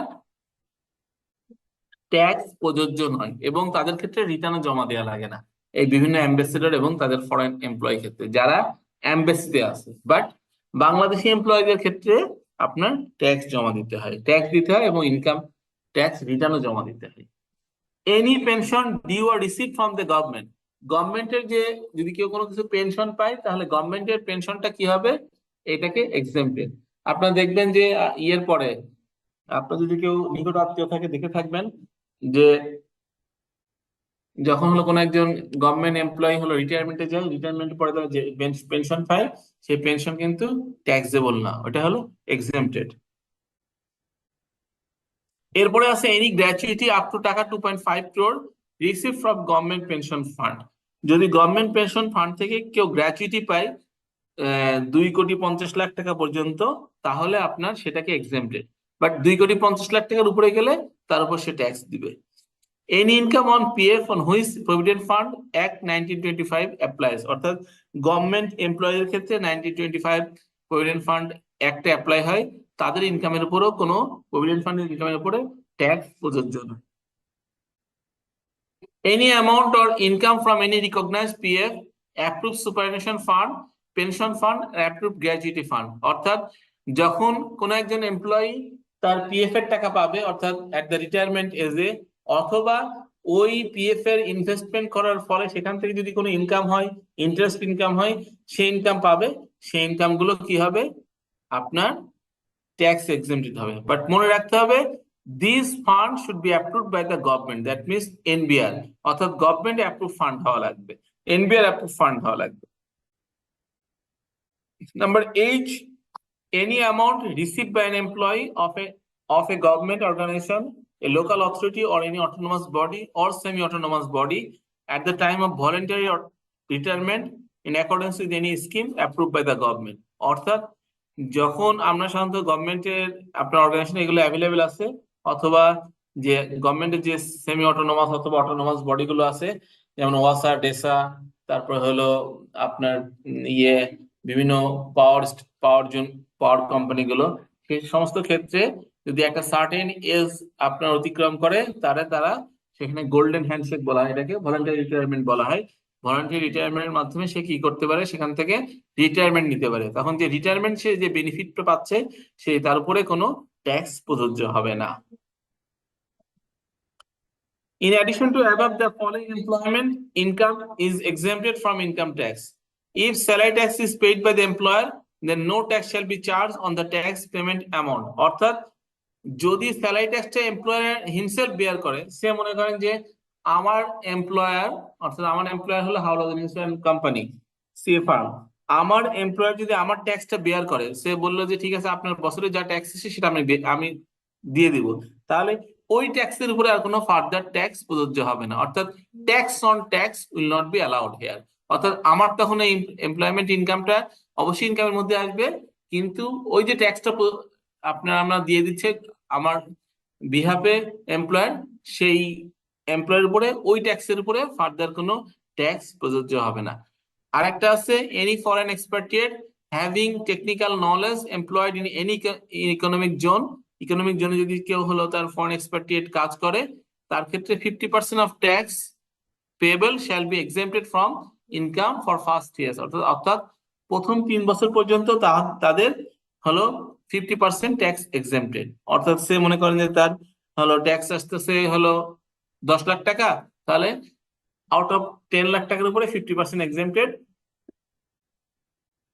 এবং 50% সে ট্যাক্স দেবে, অর্থাৎ বিকজ অফ তার হলো টেকনিক্যাল নলেজ আছে এবং he is being employed in the economic zone, তাহলে শুধুমাত্র এই ফরেন এক্সপার্টিয়েটের ক্ষেত্রে এই সুযোগ সুবিধা প্রযোজ্য হবে। কোনো কোশ্চেন থাকলে বলেন। স্যার একটা কোশ্চেন আছে। বলেন। স্যার এমপ্লয়ার যে ট্যাক্সটা পেমেন্ট করবে এটা কি টিডিএস বুঝাইতেছে? এমপ্লয় ট্যাক্সটা আসলে পেমেন্ট করবে মানে কি, এমপ্লয় ট্যাক্সটা আসলে at the time of making payment ট্যাক্সটা ডিডাকশন করে রাখা হয়। আর এমপ্লয় কি করে, এমপ্লয় হিমসেলফ যখন হলো সে তার পার্সোনাল রিটার্ন জমা দিবে after finishing the completing the আপনার ইনকাম ইয়ার, সে তখন তার ট্যাক্সটা সে নিজে আবার অ্যাসেস করবে, করে দেখবে যে তার যে ডিডাকশন হয়েছে সেটা কম না বেশি হয়েছে। যদি কম হয় তাহলে সে যেটুকু শর্টফল আছে সেই অ্যামাউন্ট দিয়ে সে ট্যাক্স রিটার্ন জমা দেবে, ট্যাক্স হবে। স্যার উইথ হোল্ডিং ট্যাক্স যে কেটে রাখে পার মান্থলি, ওইটার পরেও কি ট্যাক্স আবার দিতে হবে? জি জি জি, ক্যালকুলেশন করে যদি ওটাকে আপনার অ্যাডভান্স ট্যাক্স হিসেবে প্রযোজ্য হবে। সে মনে করেন যে আপনার প্রতি মাসে হয়তো আপনাকে ধরেন 20,000 টাকা ট্যাক্স কেটে রাখছে, 20,000 ইন্টু 12, 2,40,000 টাকা ট্যাক্স কাটছে। আপনার একজন এমপ্লয়ি তার কি বলে ইনকাম শেষ হওয়ার পরে সে দেখলো যে না, তার শুধুমাত্র তার ইনকামই নাই, তার আপনার শুধুমাত্র স্যালারি ইনকামই না, তার হয়তো তার কিছু আপনার এফডিআর করছিল, এফডিআর ইনকাম আছে, অথবা তার সঞ্চয়পত্র ইনকাম আছে, অথবা তার অন্য কোনো সোর্সেস অফ ইনকাম আছে। তো সেই সবগুলো ক্যালকুলেশন করে ওই যে 2,40,000 টাকা, সে মনে করেন তার টোটাল ট্যাক্স পেবল হলো 2,60,000 টাকা। তো 2,60,000 টাকা থেকে সে দেখাবে যে লেস টিডিএস ডিডাক্টেড এট সোর্স, যেটা 2,40,000 টাকা ডিডাকশন করা হয়েছে, বাদ বাকি 20,000 টাকা সে যখন সে রিটার্ন জমা দিবে, রিটার্নের সাথে ওই ট্যাক্সটা জমা দিতে সে রিটার্ন জমা দিবে। স্যার আমার একটা কোশ্চেন ছিল। বলেন। স্যার কোনো কোম্পানির যদি এমপ্লয়িরা ওখানে যদি প্রভিডেন্ট ফান্ড বা গ্র্যাচুইটি যদি শেয়ার মার্কেটে ইনভেস্ট করে, তারা যদি ওখানে বিজনেস করে বা প্রফিট করে, এটা হলো এনবিআর এর অ্যাপ্রুভ নিয়ে, তাহলে কি এটা কি এখানে এক্সাম পাবে তারা? আহ, ওটা আলোচনা করতাম, যে যেহেতু কোশ্চেন করছেন আলোচনা করি। সেটা হলো যে যদি শেয়ার বাজারে আপনি ইনভেস্ট করেন এবং শেয়ার বাজারে ইনভেস্টমেন্ট থেকে যদি কোনো আপনি ক্যাপিটাল গেইন পান, তাহলে সেই ক্যাপিটাল গেইন হলো ট্যাক্স এক্সেম্পটেড। বাট আবার যদি আপনি সেখান থেকে কোনো ডিভিডেন্ড পান, সে আপনি শেয়ার বাজারে কোনো জায়গায় কোনো একটা আপনি ইয়েতে ইনভেস্ট করছেন, সেখান থেকে আপনি ডিভিডেন্ড পাইছেন, ডিভিডেন্ডটা কিন্তু আবার ট্যাক্সেবল। সেটা আপনার টোটাল ইনকামের মধ্যে ইনক্লুড করে স্ল্যাব রেটের মধ্যে পড়ে যেভাবে ট্যাক্স হবে, সেই ট্যাক্সটা আপনাকে ফার্দার দিতে হবে। বাট শেয়ার সেল করে যদি কোনো ক্যাপিটাল গেইন হয়, capital gain will be tax exempted. Sir ব্যাংকে এফডিআর করলে? না, ব্যাংকে এফডিআর করলে যে পরিমাণ ট্যাক্স ডিডাকশন করবে, তারপরে আবার আপনাকে ইয়ে করতে হবে, কি বলে, ফার্দার ট্যাক্স দিতে হবে যদি ও, সেটা কভার না করে। হুম।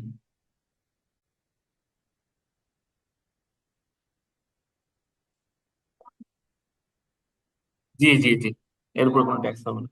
জি, ক্যাপিটাল গেইন মানে আপনার যে টাকা দিয়ে আপনি হলো শেয়ার কিনছেন আর যে প্রাইসে বিক্রি করছেন, the difference between that amount will be treated as capital gain.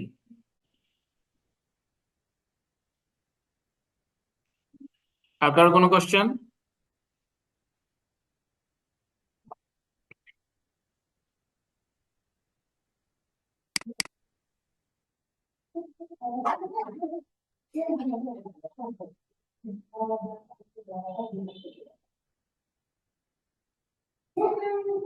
আচ্ছা, আমি কি তাহলে নেক্সট নেক্সট আপনার আলোচনায় যেতে পারি আমরা? Yes sir. ঠিক আছে, আমি আপনাদেরকে একটা ছোট্ট একটা রিকোয়েস্ট করি এর মাঝে। এই যে আজকে যিনি একজন বললেন যে স্যার এভাবে তো ক্লাস হয় না, দেখেন আমি কিন্তু আপনাদেরকে ক্লাস নিতে এসেছি। হ্যাঁ, if someone tells in English, this is my generosity, যে I have to reply in English as well as, এবং we are authorised, not we are authorised, we are requested by the our faculty, as a faculty আমাদেরকে request করা হয় যে to conduct the class in English. But for the benefit of the students, we conduct in both language. But if you মানে react like that way, it could not be a মানে willful manner. So of course আপনারা বলবেন, অবশ্যই বলবেন যখন কোনো কিছু problem হয়, আপনারা বলবেন sir if you come with the হলো both মিডিয়াম যদি আপনি ইউজ করেন, তাহলে আমাদের জন্য সুবিধা হয়। It would be generous. But আপনার যেভাবে যে ল্যাঙ্গুয়েজ আপনার সব কথাবার্তা বলেন, of course I supposed, I expect you might be some of time, or in shortest possible of time, you will be the faculty as faculty member. তখন আপনিও দেখবেন যে if you sit in the opposite side, how it would be treated. So should be generous. And আপনারা একটা মানে একটা Nobel প্রফেশনে এসেছেন, একটা ভালো প্রফেশনে এসেছেন, আপনাদের ম্যানার্স গুলো সেরকম হওয়া উচিত, এক্সপেক্ট। জি স্যার, সরি স্যার, আমার বলাটা ভুল হয়েছে। আমার উচিত ছিল একটু ম্যানার ভাবে বলা। বাট স্যার, নো ইস্যুস, তাহলে আলটিমেটলি এটা কোনো আমরা ইস্যু এখানে না। বাট অফকোর্স আপনি দেখেন, একজন যদি আপনি অ্যান্সার করে, অথবা আপনার অন্য কেউ অ্যান্সার করছেন না, অথবা আপনি অন্য কেউ কথা বলছেন না, so this is my duty, যে যদি কেউ যে ল্যাঙ্গুয়েজে কথা বলে, I should reply on the same language. However আমার উচিত ছিল, বাট বোথ ল্যাঙ্গুয়েজ ইউজ করা। বাট আপনি যখন বলবেন, অফকোর্স মানে your language should be in such a way that means the others will not be disheartened anyway. জি sir, okay, আমার নো ভুল ইস্যুস। হয়েছে, আমি বুঝতে পারছি স্যার, আমি বলার পরে বুঝতে পারছি আবার এভাবে বলাটা হয়তো ঠিক হয়নি no sir. Issues, no issues. আর ওকে। ট্যাক্সের ল্যাঙ্গুয়েজ গুলো এমনি তো একটু কঠিন, আমাদের কাছে নতুন, তো না আমাদের না, বুঝতে অবশ্যই না, ফার্স্টে অবশ্যই এটা, অসুবিধা হচ্ছিল। এটা তো অবশ্যই, এটা তো that's why we are here. আপনারা তো এই জন্য আমাদের কাছে আসেন, অথবা আমরা জি আপনাদেরকে স্যার। সাপোর্ট করি। No issues, whatever. আমি তো সবসময় জি sir, from the sorry, first, আমি extremely no, sorry no, no, sir. not to apologize again. Okay, I think so. You understand that is my ultimate goal. If you understand that, that's perfect. But of course, আসলে যে আপনারাও যে সবকিছু বুঝবেন তা না। That's why these types of class will be arranged. But behind the class, uh, আমাদেরও আপনার আসলে সবকিছু ফেলে কিন্তু আপনাদের কাছে আসতে হয় অথবা অ্যারেঞ্জ করতে হয়। And of course, যে taking a classes is not so easy. আপনি একটা ক্লাস নেওয়ার আগে at least 2 to 3 hours will spend the time for preparing the class. When this is not our primary হলো জব, যেহেতু আমরা হলো আপনার কি বলবো এটাকে অপশনাল ফ্যাকাল্টি অথবা গেস্ট ফ্যাকাল্টি আপনার বলতে পারেন।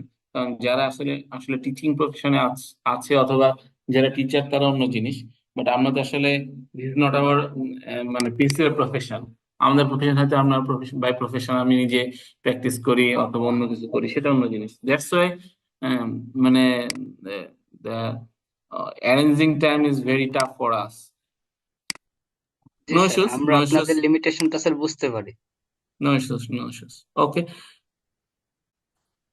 জি স্যার। আমরা এবার আমরা এবার আলোচনা করব ইনভেস্টমেন্ট অ্যালাউন্স নিয়ে। ইনভেস্টমেন্ট এবং ডোনেশন কি কি হতে পারে, যেগুলো অ্যালাউবল ডোনেশন, অর্থাৎ যেগুলো আপনি ইনভেস্টমেন্ট করলে আপনার কি পাওয়া যাবে, ট্যাক্স রিবেট পাওয়া যাবে, এবং ট্যাক্স রিবেটটা কিভাবে ক্যালকুলেশন হবে সেটা একটু আমরা আলোচনা করব।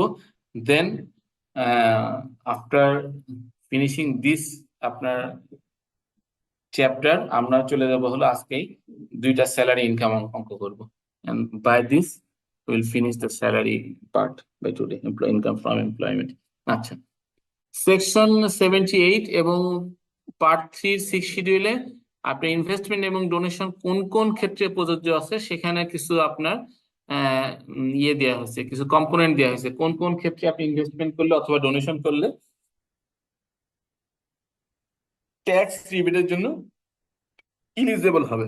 Number 1, life insurance premium paid or contractual deferred annuity, person himself, herself, his or her spouse, and his or her minor child, up to 10% of the insured value. অর্থাৎ আপনি যদি লাইফ ইন্স্যুরেন্স প্রিমিয়াম পে করেন অথবা contractual deferred annuity payment করেন, এটা সাধারণত দেখবেন যে যারা লাইফ ইন্স্যুরেন্সের ক্ষেত্রে যারা আপনার হলো আপনাদের কাছে যারা আসে, বিভিন্ন রকম হলো কি বলে এজেন্টরা, তারা এই বিভিন্ন আপনার ইয়েগুলো কম্পোনেন্ট নিয়ে আসে। একটা হলো লাইফ ইন্স্যুরেন্স প্রিমিয়াম, আর একটাকে বলা হয় ডেফার্ড অ্যানুইটি বলে, এই বিভিন্ন নামে নিয়ে আসে।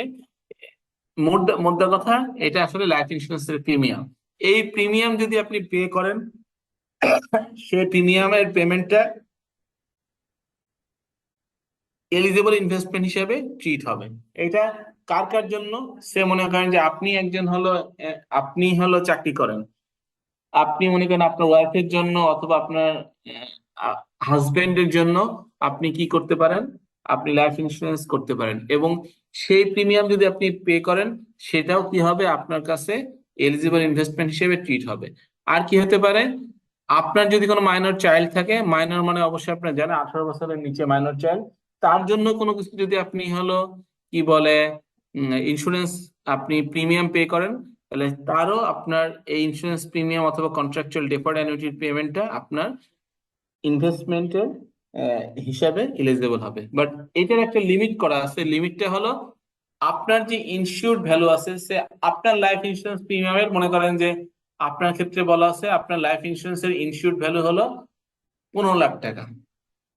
সেক্ষেত্রে পার ইয়ার আপনি হলো 1,50,000 টাকা সর্বোচ্চ ইয়ে প্রিমিয়াম আপনি এলিজিবল হিসাবে আপনি ইয়ে করতে পারবেন, কি বলে, ক্লেম করতে পারবেন। যদি আপনি এর বেশিও দেন, সে আপনি মনে করেন যে 2 লাখ টাকা পেমেন্ট করলেন প্রিমিয়াম হিসাবে, বাট আপনি 2 লাখ টাকা আপনি এলিজিবল পাবেন না, পাবেন হলো 10%, অর্থাৎ 10% amount will be treated as of insured value will be treated as the life insurance against the life insurance premium will be treated as eligible investment।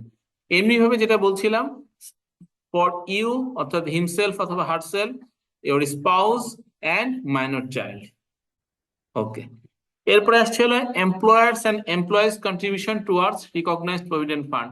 আমরা বলছিলাম যে যদি রিকগনাইজড প্রভিডেন্ট ফান্ডে এমপ্লয়ার এবং এমপ্লয়ি কন্ট্রিবিউশন করে, সেটাও investment হিসেবে treat হবে।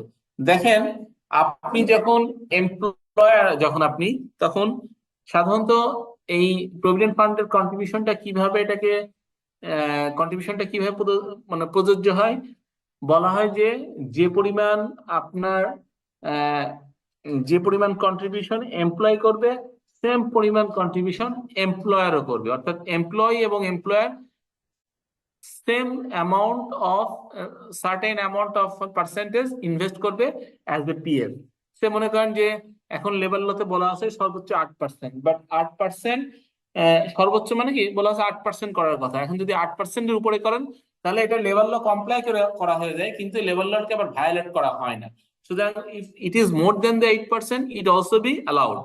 বাট এই যদি 8% মনে করেন অথবা 10% আপনি ইনভেস্টমেন্ট করলেন, আপনার এমপ্লয়ার করলে হলো 10%, এইটা আপনার কি করতে হবে, আপনার এই ইনভেস্টমেন্টটাও আপনার এলিজিবল হিসেবে বিবেচ্য হবে at the time of taking investment rebate. অর্থাৎ আপনার বোধ যে কন্ট্রিবিউশনটা আছে সেগুলোকে towards PF will be recognised as a eligible investment. Employees contribution to approved superannuation fund, যদি সুপারঅ্যানুয়েশন ফান্ডে কেউ এমপ্লয়ি কোনো কন্ট্রিবিউশন করে থাকে, তাহলে সেটাও আপনার এলিজিবল ইনভেস্টমেন্ট হিসেবে বিবেচ্য। সাধারণত সুপারঅ্যানুয়েশন ফান্ডটা আমাদের আপনার গভর্নমেন্ট এমপ্লয়ি এবং কিছু কিছু ব্যাংকের ক্ষেত্রে প্রযোজ্য দেখা যায়।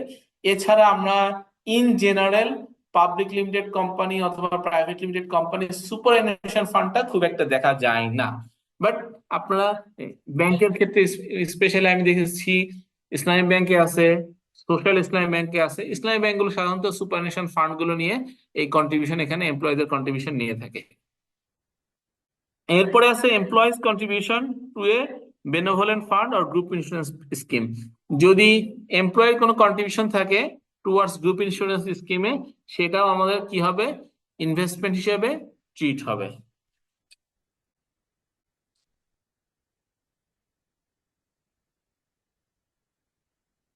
Investment in savings certificate up to টাকা 5 লাখ। ইতিপূর্বে আমাদের সেভিংস সার্টিফিকেটে আমরা 20, 30, 40 লাখ, 30 লাখ টাকা পর্যন্ত, 50 লাখ টাকা পর্যন্ত ইনভেস্ট করতে পারতাম। বাট এখনো আপনি ইনভেস্টমেন্ট করতে পারবেন, বাট আপনি রিবেটের জন্য যোগ্য হবেন আপ টু টাকা 5 লাখ। অর্থাৎ আপনি সেভিংস সার্টিফিকেটে 10-15 লাখ টাকা ইনভেস্ট করলেন, আপনি যখন ইনভেস্টমেন্ট রিবেট আপনার ক্যালকুলেশন করা হবে, তখন অনলি 5 লাখ টাকা পর্যন্ত কনসিডার করা হবে as against savings certificate as a investment allowance. Investment in ICB unit certificate and mutual fund same as up to টাকা 5 লাখ। এটাও আইসিবি ইউনিট সার্টিফিকেট এবং মিউচুয়াল ফান্ডে যদি আপনি ইনভেস্টমেন্ট করেন, সেখানেও 5 লাখ টাকা পর্যন্ত ইনভেস্টমেন্ট হিসাবে এলিজিবল ইনভেস্টমেন্ট হিসেবে ট্রিট হবে। Investment in deposit pension scheme up to টাকা 1,20,000, অর্থাৎ 1,20,000 টাকা পর্যন্ত ডিপিএস। মনে রাখবেন, নট এফডিআর। এফডিআর আর ডিপিএস এর মধ্যে কোনো অনেক পার্থক্য আছে। এফডিআর হলো আপনার হলো এট এ এফডিআর টাইম টাকা রাখা হ্যাঁ, এবং for a FDR certain period. Fixed term deposit বলা হয় এফডিআর টা। আর হলো আপনার ডিপিএস টা হলো মান্থলি রাখা হয় সাধারণত, আবার অনেকে 3 মাস পর পরও রাখে, এটাকেও বলা হয়। But if it is mention as DPS, তাহলে শুধুমাত্র এটাকে ইনভেস্টমেন্টের জন্য আপনার কি বলে কনসিডার করা হবে। অনেকে মনে করে থাকে যে ডিপিএস এবং হলো আপনার কি বলে এফডিআর সেম জিনিস, অর টিডিআর সেম জিনিস। না, এমটিডিআর অথবা আপনার হলো কি বলে DPS is another thing, sorry, হ্যাঁ, ডিপিএস ইজ সেপারেট থিং। যদি ফিক্সড ডিপোজিট থাকে সেটা একটা এমনি ইনভেস্টমেন্ট হবে, but it will not be treated as eligible investment of taking or getting or obtaining the investment rebate.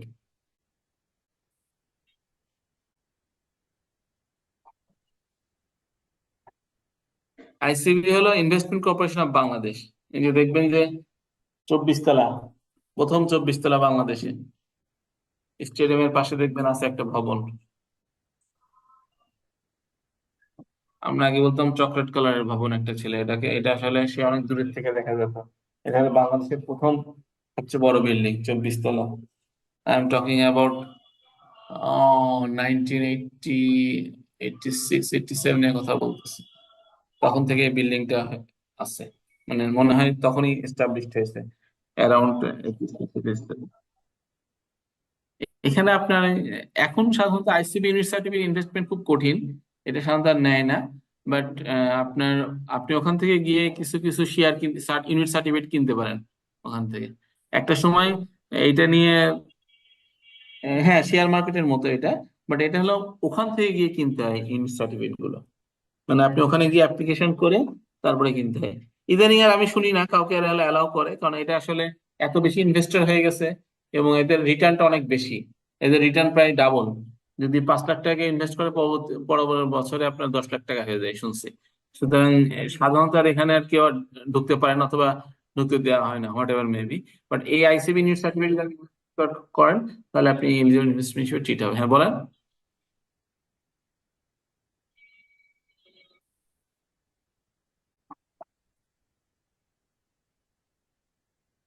হ্যাঁ হ্যাঁ হ্যাঁ হ্যাঁ, শেয়ার মার্কেটে না, আপনি ওখানে বিক্রি করে ফেলতে পারবেন।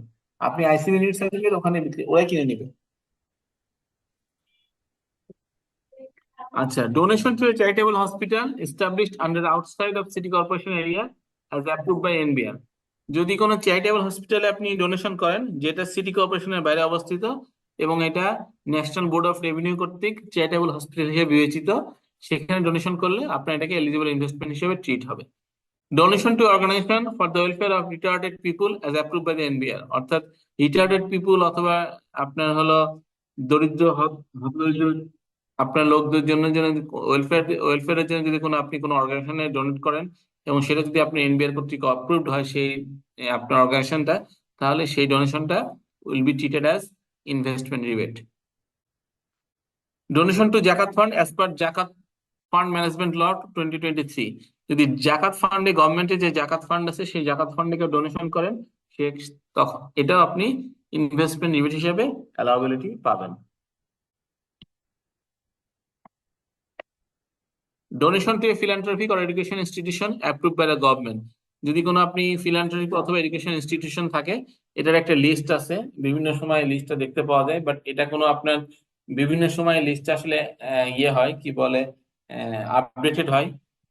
বাট এটা আপনারা যেটা করবেন, যদি এভাবে কোনো ফিলান্থ্রপিক এডুকেশন ইনস্টিটিউশন যদি প্রকৃতভাবে নাম দেওয়া থাকে, তখন আপনারা দেখবেন আগে শিওর হয়ে নেবেন যেটা আসলে গভর্নমেন্ট অ্যাপ্রুভ কিনা, তাহলে শুধুমাত্র সেই ডোনেশনটা আপনি কি বলে ট্রিট করবেন সেই ডোনেশনটাকে অ্যাজ এ অ্যালাউবল ইনভেস্ট অথবা এলিজিবল ইনভেস্টমেন্ট হিসাবে। আর যদি মনে করেন আপনার কনফিউজ থাকেন যে না, এটা আপনার বুঝতে পারতেছেন না যে এই এডুকেশন ইনস্টিটিউশনটা আসলে ফিলান্থ্রপিক কিনা, তখন একটা নোট দিয়ে, স্পেশালি এখন প্রযোজ্য না হলেও আপনাদের যখন অ্যাপ্লিকেশন লেভেলে আপনারা যখন পরীক্ষা দিবেন তখন এগুলো খুব গুরুত্বপূর্ণ, তখন আপনার নোট দিয়ে বের হয়ে যাবেন যে assuming that the philanthropic organisation is approved by the government. Donation to a national level institution set up in memory of the liberation war, অর্থাৎ মুক্তিযুদ্ধকে স্মরণ করে আমাদের লিবারেশন ওয়ারকে আপনার হলো স্মরণ করে যদি কোনো ন্যাশনাল লেভেল ইনস্টিটিউশন থাকে, এটা আসলে সবাই জানবে ন্যাশনাল লেভেল ইনস্টিটিউশন, যেমন মুক্তিযুদ্ধ জাদুঘর, তারপরে এই জাতীয় যে জাদুঘর অথবা এই জাতীয় কোনো ইনস্টিটিউশন আছে, যেমন তারপরে আপনার হলো আন্তর্জাতিক ভাষা ইনস্টিটিউট, এই এই জিনিসগুলো, অথবা মুক্তিযোদ্ধা ইনস্টিটিউট, এরকম যদি কোনো অর্গানাইজেশন গুলো থাকে, এই ন্যাশনাল লেভেল ইনস্টিটিউশন অর্থাৎ আপনার হলো যেটা ডিরেক্টেড বাই দ্য অথবা অপারেটেড বাই দ্য গভর্নমেন্ট, সেই ইনস্টিটিউশনে যদি আপনি কোনো ডোনেশন করেন, সেটাও আপনার বিবেচ্য হবে ইনভেস্টমেন্ট রিবেট হিসাবে। Donation to national level institution set up in the memory of father of the nation, অর্থাৎ বঙ্গবন্ধু, জাতির পিতা যে আমাদের বঙ্গবন্ধু আছে, তাকে স্মরণে যদি কোনো ন্যাশনাল লেভেল ইনস্টিটিউশনে কোনো ডোনেশন করা হয়, সেটাও ইনভেস্টমেন্ট রিবেট হিসেবে ট্রিট হবে। Investment in shares mutual fund or debenture listed with stock exchange. আমাদের দেশে দুইটা স্টক এক্সচেঞ্জ আসে, একটা হলো ঢাকা স্টক এক্সচেঞ্জ, একটা আছে চিটাগাং স্টক এক্সচেঞ্জ। এই সমস্ত স্টক এক্সচেঞ্জে যে সমস্ত শেয়ার মিউচুয়াল ফান্ড অথবা ডিবেঞ্চার শেয়ার তাদের লিস্টেড আছে, এবং যাদের শেয়ার বাজারে লেনদেন করা হয়, সেখানে যদি কোনো ইনভেস্টমেন্ট করা হয় সেটাকেও ট্রিট হবে হলো অ্যাজ এ ইনভেস্টমেন্ট ডিবেট। এটা বোথ ইনভেস্টমেন্ট, অনেকে আইপিও তে করে থাকে, অর্থাৎ ইনিশিয়াল পাবলিক অফারিং যখন আপনার করে, অর্থাৎ যখন ফার্স্ট টাইম হলো শেয়ার বাজারে থাকে তখন ইনভেস্টমেন্ট করলে, অথবা সেকেন্ডারি মার্কেটে ইনভেস্টমেন্ট করলে, দুইটা ইনভেস্টমেন্টই বিবেচ্য হবে as a eligible for investment, কি বলে, গেটিং রিবেট, ট্যাক্স রিবেট। আচ্ছা, আমরা এখন sir tax rebate. Primary market আর সেকেন্ডারি মার্কেট ডিফারেন্সটা কি? প্রাইমারি মার্কেটটা হলো আপনার যখন কোন একটা কোম্পানির শেয়ার প্রথম বাজারে আসে, ঠিক আছে, সেটাকে বলা হয় প্রাইমারি মার্কেট। অর্থাৎ আপনি হলো এবিসি লিমিটেড একটা কোম্পানি, আপনি এর আগে হলো প্রাইভেট লিমিটেড কোম্পানি হিসেবে ছিলেন, এখন আপনি লিস্টেড হয়েছেন এবং আপনি পাবলিক লিমিটেড কোম্পানি করছেন, এবং আপনি আপনার টোটাল ক্যাপিটাল একটা সার্টেন পার্সেন্টেজ বাজারে ছাড়বেন। সে মনে করেন আপনার টোটাল ক্যাপিটাল হয়তো বা 100 কোটি টাকা, আপনি এর হলো 25% বাজারে ছাড়বেন। তাহলে কি করবেন, আপনি টোটাল বাজারে শেয়ার আপনি হলো ঢাকা সিকিউরিটি এক্সচেঞ্জ কমিশনের মাধ্যমে আপনি বলবেন আমি 25 কোটি টাকা শেয়ার বাজারে আমি বিক্রি করব, কে কে আগ্রহী। তারা তখন বিভিন্ন আপনার শেয়ার হোল্ডাররা অ্যাপ্লিকেশন করে একটা সার্টেন পার্সেন্টেজ অথবা যে যে যতটুকু পায়, অ্যাপ্লিকেশন করার মধ্যে যেটা পায় সেটাকে বলা হয় হলো প্রাইমারি শেয়ার, অর্থাৎ ইনিশিয়াল পাবলিক অফারিং। এরপরে যখন বাজারে শেয়ার লেনদেন হচ্ছে, সে মনে করেন এই কোম্পানিটার বাজারে হয়তো বা 6 মাস 1 বছর পর এই এই শেয়ারটা, ইনিশিয়াল যেগুলো ছিল শেয়ার, কেউ আবার নতুন করে কিনছে, আবার নতুন করে বিক্রি করতেছে, তখন যে বাজারে শেয়ার লেনদেনটা হবে সেটাকে বলা হয় সেকেন্ডারি মার্কেট। আমাদের ম্যাক্সিমামই হলো সেকেন্ডারি মার্কেট কেনা বেচা হয়, আইপিও সাধারণত খুব কম, হয়তোবা প্রতি মাসে 2 3 4 করে নতুন কোম্পানি আসে। এটা ছাড়া সবসময় যে শেয়ার লেনদেনটা হয় সেকেন্ডারি মার্কেটে, আপনার স্টক এক্সচেঞ্জের মাধ্যমে, সেটাকে বলা হচ্ছে আপনার সেকেন্ডারি মার্কেট। এবং এই শেয়ার লেনদেনটাও আপনার এলিজিবল ইনভেস্টমেন্ট হিসেবে ট্যাক্স রিবেটেবল।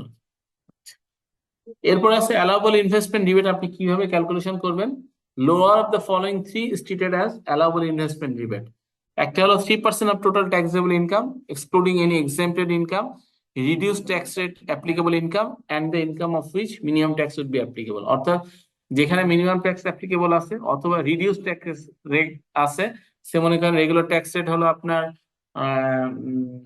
সার্টেন পার্সেন্টেজ, কিন্তু আপনার হলো সেখানে একটা স্পেশাল ট্যাক্স রেটের সুবিধা দেওয়া হয়েছে, সেই সমস্ত ইনকাম এক্সক্লুড করার ফলে যে ইনকাম থাকবে তার 3%, অথবা অ্যাকচুয়াল ইনভেস্টমেন্টের 15%, অথবা 10 লাখ টাকা, এটার মধ্যে যেটা লোয়ার তার উপরে সেটাই হবে আপনার হলো ইনভেস্টমেন্টের অ্যালাউবল ইনভেস্টমেন্ট রিবেট। কোনো কোশ্চেন? স্যার একটা কোশ্চেন ছিল স্যার। বলেন।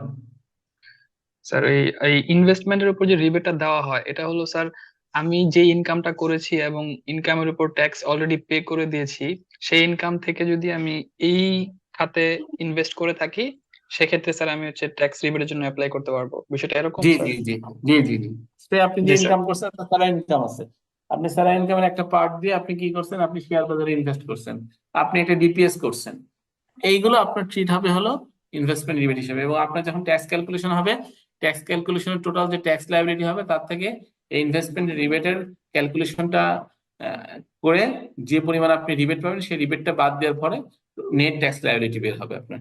আমরা আজকে অঙ্ক করলে এটা আপনার ক্লিয়ার হয়ে যাবো আরো। Okay sir, yes sir, understood. আচ্ছা, আপনাদের কোনো রেস্ট দরকার না? Will continue.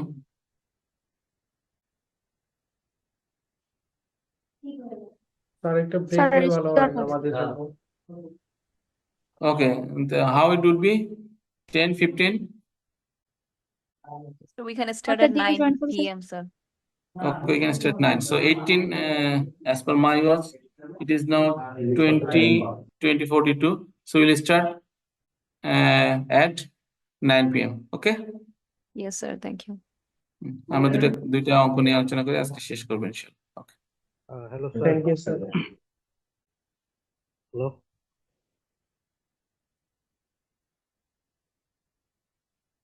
স্যালারি প্রবলেম 1 আপনি কি দেখতে পাচ্ছেন? Yes sir. আগে একটু প্রবলেমটা পড়েন, then will Recording discuss in about progress. Solution সম্বন্ধে আমরা ডিসকাশন করব।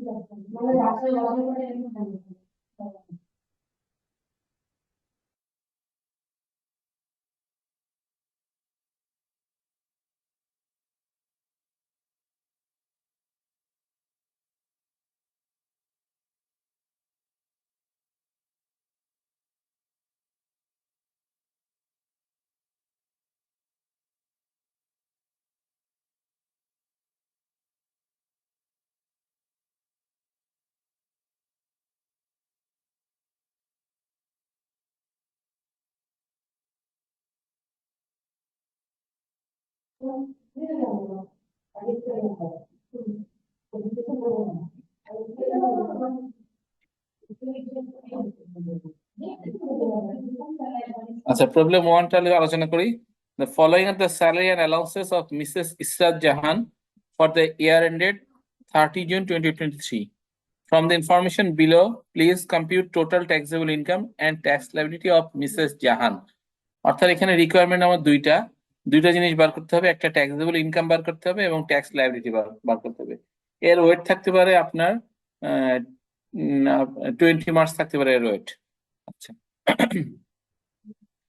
Basic salary 45,000 per month, house rent 20,500 per month, company provides car facility 2,500 cc for official and personal use, travel allowance taka 8,000 per month, entertainment allowance 2,000 per month, dearness allowance taka 1,000 per month, utility allowance 1,500 per month, medical allowance 6,500 per month. Mrs. Jahan is eligible for 2 festival bonus equal to basic salary.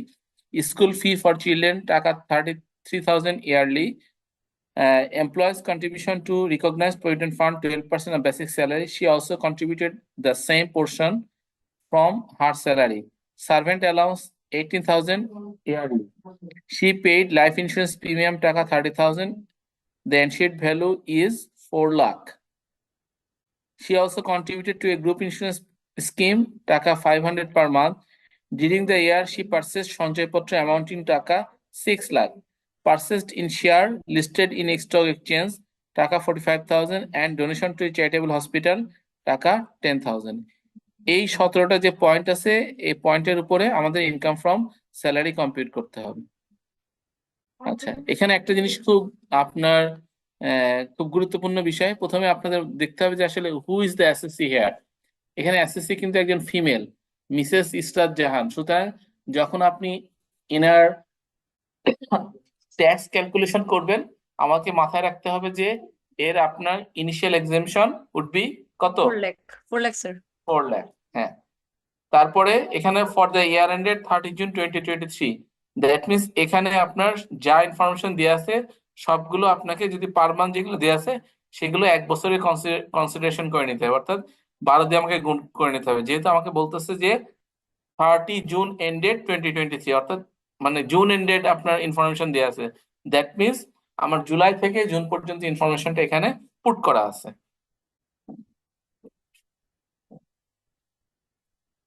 আচ্ছা, আমরা তাহলে সলিউশনের দিকে যাই। একটা আমরা করি নিজেরা, তারপরে আরেকটা আপনাদেরকে দিব।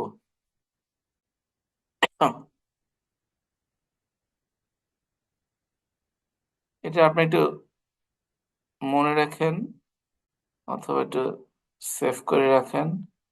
আমরা সলিউশনের দিকে যাই।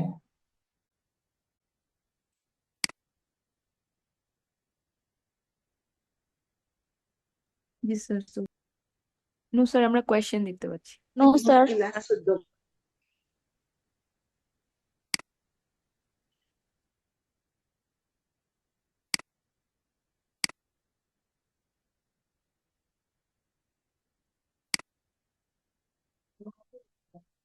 আপনারা কারোর কাছে খাতা কলম থাকলে সেটা রেডি করেন।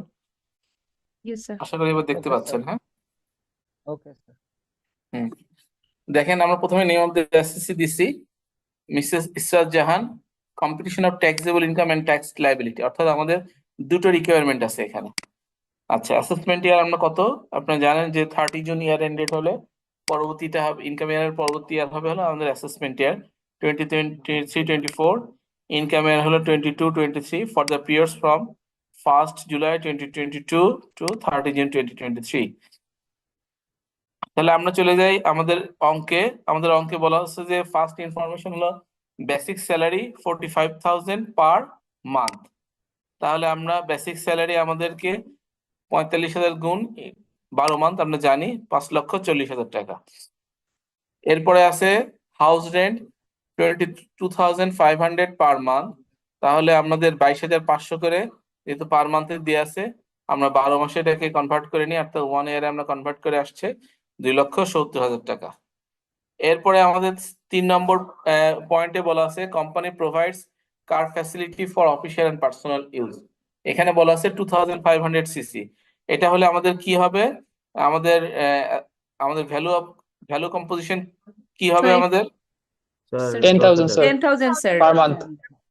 10,000 পার মান্থ। যদি Per month, company yes. Provide car facility হয় তাহলে অ্যাজ 2,500 সিসি, তাহলে 10,000 ইন্টু 12, তাহলে 1 ইয়ারে দাঁড়াচ্ছে আমাদের 1,20,000।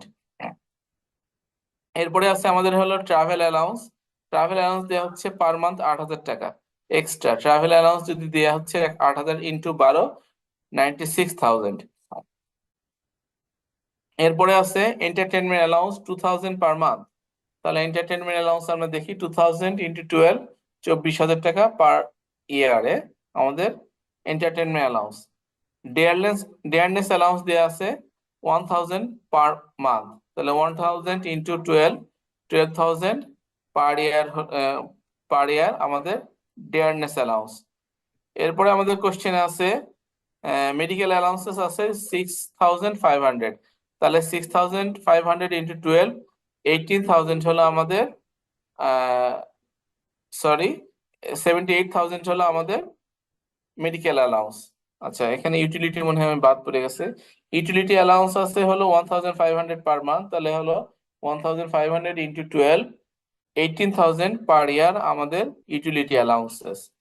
আচ্ছা, এরপরে দেখেন ইনফরমেশনে আমাদের বলা আছে Restricted number bonus. 4 number point number 9-এ Mrs Jahan is eligible for 2 festival bonus equal to basic salary, অর্থাৎ সে 2টা ফেস্টিভ্যাল বোনাসের জন্য এলিজিবল হবে যেটা বেসিক স্যালারির সমান।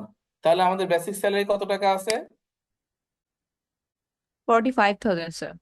45,000। তাহলে 45,000 আমাদের 2টা বেসিক স্যালারি, বেসিক 90,000 দুইটা, স্যার। আমার দুইটা আমাদের ফেস্টিভ্যাল। তাহলে 45,000 ইন্টু 2 ইন্টু 90,000। আচ্ছা, এরপরে আছে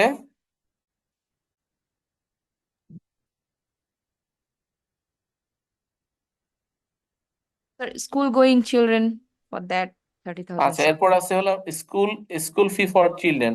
আপনার কোম্পানি আপনার স্কুল গোয়িং এর যে বাচ্চা আছে তার চিলড্রেনের জন্য স্কুল ফি পেমেন্ট করে দিছে পার ইয়ার 30,000 টাকা। এটা আদার অ্যালাউন্স হিসেবে স্কুল ফি ফর চিলড্রেন বলে আমাদের যোগ হয়ে যাবে, অর্থাৎ এটা আদার অ্যালাউন্স হিসেবে আমাদেরকে কোম্পানি দিয়ে দিছে।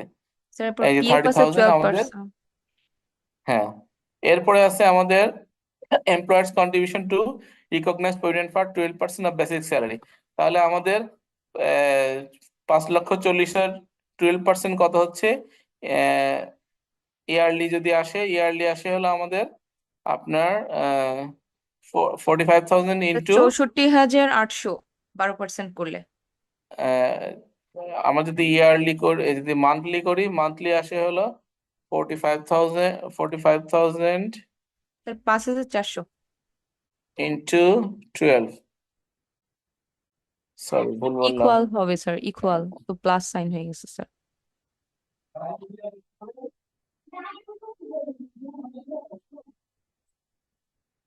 5,400 ইন্টু 12, তাহলে আসে হলো আমাদের 64,800 টাকা। আচ্ছা, এখানে একটা প্রশ্নে একটা কথা বলা হচ্ছে, she also contributed the same portion from her salary, তাহলে তার কন্ট্রিবিউশনটা যোগ হবে না? স্যার ওইটা ইনভেস্টমেন্টে যাবে না স্যার? ইনভেস্টমেন্টে ইনভেস্টমেন্টে যাবে। তো যাবে, কিন্তু তার কন্ট্রিবিউশনটা যোগ হবে না? Yes.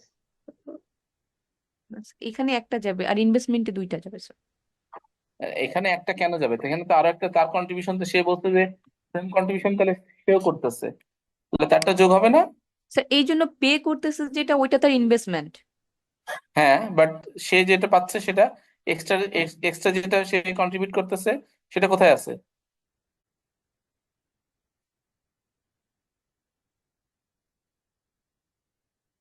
কোম্পানি কন্ট্রিবিউশন হলো 12%, বলতেছে যে সেও সেম কন্ট্রিবিউশন করে এখানে, তাহলে এটা কোথা থেকে আসবে এই টাকাটা? স্যার স্যালারি থেকে নিবে। হ্যাঁ, স্যালারি থেকে কি কি করবে তাহলে এটা? এইটা অলরেডি আমার বেসিকের মধ্যে ঢোকানো আছে, তাই না? স্যার মানে ওখান এটা তো থেকে আপনার হচ্ছে কি কেটে করব আমরা, ইনভেস্টমেন্ট হিসেবে শো এটা আমার করবে। হলো ইনভেস্ট, এটা হলো আমি ডিডাকশন করে নিবে। মানে কি, এটা অলরেডি এমবেডেড, আপনার এর মধ্যে ইনক্লুডেড করা আছে। এখান থেকে সে ফার্দার, সে আসলে জাস্ট হলো ইনভেস্টমেন্টটা করবে। এখান থেকে তাকে যখন পে করা হবে, তার পের সময় তার ডিডাকশন থেকে তার ট্যাক্স ডিডাকশন করবে, প্লাস তার পিএফ এর 12% ডিডাকশন করে ওই ফান্ডে জমা দিয়ে দেবে। ক্লিয়ার সবাই? আমরা জি এখানে স্যার। অনেকে ভুল করে থাকি যে বোথ কন্ট্রিবিউশন তাহলে কেন আসতেছে না, অলরেডি তো একটা কন্ট্রিবিউশন তার মধ্যে এমবেডেড করাই আছে, সুতরাং এখানে তো আসার কোনো কোশ্চেন নাই। এটা জাস্ট হলো এটা ফান্ড ট্রান্সফার হবে যখন আমাদের নেট পে করবে কোম্পানি, তখন কোম্পানি নেট পে করার সময় ওই বেসিক থেকে আমাদের ওই 12% বাদ দিয়ে তারপরে আমাদেরকে পেমেন্ট করবে, যেটা invest to the separate fund for PF. সবাই ক্লিয়ার? জি স্যার। আচ্ছা, এরপরে আসতে হলো সার্ভেন্ট অ্যালাউন্স আছে হলো আমাদের কত, 18,000। তাহলে স্যার সার্ভেন্ট এইটা কি অ্যালাউন্সটা আমাদের, কোম্পানি থেকে দিচ্ছে নাকি নিজের থেকে, এটা তো জি জি মেনশন জি, করা নেই। কোম্পানি থেকে দিচ্ছে। সার্ভেন্ট অ্যালাউন্সটাও কোম্পানি থেকে দিচ্ছে। যদি স্যার সে এটা তো নিজে এটাকে পে করতো, তাহলে সেখানে বলা থাকবে যে হি পার্সোনালি পেইড টু দ্য, কি বলে আপনার ইয়ে কি বলে, টু সার্ভেন্ট। ওকে, যেহেতু এখানে বলেছে যে সার্ভেন্ট অ্যালাউন্স পে করা হচ্ছে, তাহলে সার্ভেন্ট অ্যালাউন্সটাও will be included in the taxable income. Sir sir servant sir allowance যদি নিজ থেকে পে করতো তাহলে কি আসতো না? না, তাহলে আসতো না। স্যার আরেকটা কোশ্চেন ছিল স্যার। বলেন। Sir employers contribution two provident fund, sir এই টাকাটা তো আমরা স্যার ফিউচারে পাবো স্যার, এটা কি এখন ইনক্লুড করব? অবশ্যই, এখন এখন ট্যাক্স দিয়ে যাবেন, পরবর্তীতে যখন পাবেন তখন আর ট্যাক্স দেওয়া লাগবে না। এখন এটাকে ওকে ইনক্লুড স্যার। করে দিতে হবে। ইনক্লুড করে এটা যদি কোনো ইন্টারেস্ট পান, সেই ইন্টারেস্টটা আপনার এখানে কি বলে ইয়ে করতে হবে, ট্যাক্স দিয়ে দিতে হবে। At the time of receiving that money you are not paying anything. Okay sir, বুঝতে আসলে পেরেছি। ইন্টারেস্ট ইন্টারেস্ট পোর্শন আবার ইনকামটা ইয়ে হয়, এক্সাম্পটেড, ওটা আর আসে না। বাট আপনার যে কন্ট্রিবিউশনটা যেটা হলো এমপ্লয়ার্স করবে, সেটা আহ, যখন আপনি দিবেন তখন ইনকামের মধ্যে ইনক্লুড হবে, এবং যখন এটাকে আপনি রিসিভ করবেন তখন আর সেটার উপর কোনো ট্যাক্স প্রযোজ্য হবে না। আচ্ছা, তাহলে ইফ যদি আমার কারেক্টলি আমি সব কিছু ইনক্লুড করে থাকি, তাহলে আমাদের টোটাল অ্যালাউন্স টোটাল দাঁড়াচ্ছে হলো 13,60,800। ঠিক আছে? জি স্যার ঠিক আছে। ওকে, তাহলে এরপরে আমরা দেখছিলাম যে as per the six schedule part 1 অনুসারে আমরা একটা টোটাল এক্সেমশন পাবো। টোটাল এক্সেমশন কি? টোটালের ইনকামের উপরে 1/3 অফ টোটাল ইনকাম অর টাকা 4,05,000, which ever is lower, will be treated as exemption. তাহলে এই এক্সেমটেড ইনকামটা আমাদের টোটালের, মানে এর উপর কোনো ট্যাক্স নাই, তা ট্যাক্সেবল ইনকাম থেকে এটা টোটাল ইনকাম থেকে এটা আমার বাদ হয়ে যাবে। তাহলে আমার দেখেন এখানে 1/3 কতটুকু ছিল,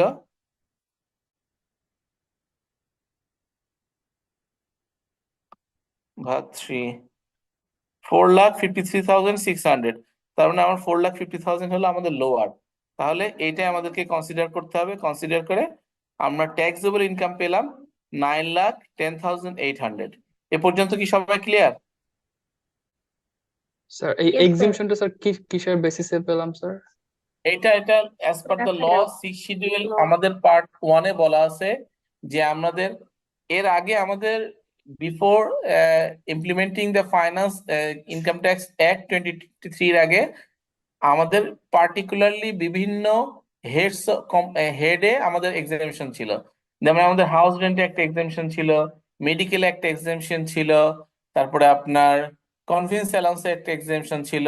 সেগুলো এখন টোটাল উইথড্র করে দিয়ে টোটাল ইনকামের উপর 1/3 অথবা 4,50,000 হুইচ এভার ইজ লোয়ার একটা গ্রস এক্সামিশন দেওয়া হচ্ছে আমাদের। ক্লিয়ার? Yes sir. এটা হলো অ্যাজ পার দ্য ল। আচ্ছা, তাহলে আমাদের টোটাল ট্যাক্সেবল ইনকাম দাঁড়াচ্ছে হলো 9,10,800। এটাকে আমাদের এখন স্ল্যাব রেটের মধ্যে ডিভাইড করতে হবে। আচ্ছা, আমরা যেহেতু উনি হলো একজন ফিমেল ট্যাক্স পেয়ার ইসরাত জাহান, তাহলে তার হলো 4 লাখ পর্যন্ত নীল, তারপরে 1 লাখ, তারপরে 3 লাখ, তারপরে 1,08,000 1,10,800। এই টোটাল হলো আপনার 9,10,800 এর উপরে আমরা যদি পার্সেন্টেজ অফ ট্যাক্স রেট করি, আমাদের ট্যাক্স লায়াবিলিটি দাঁড়ালো 51,620।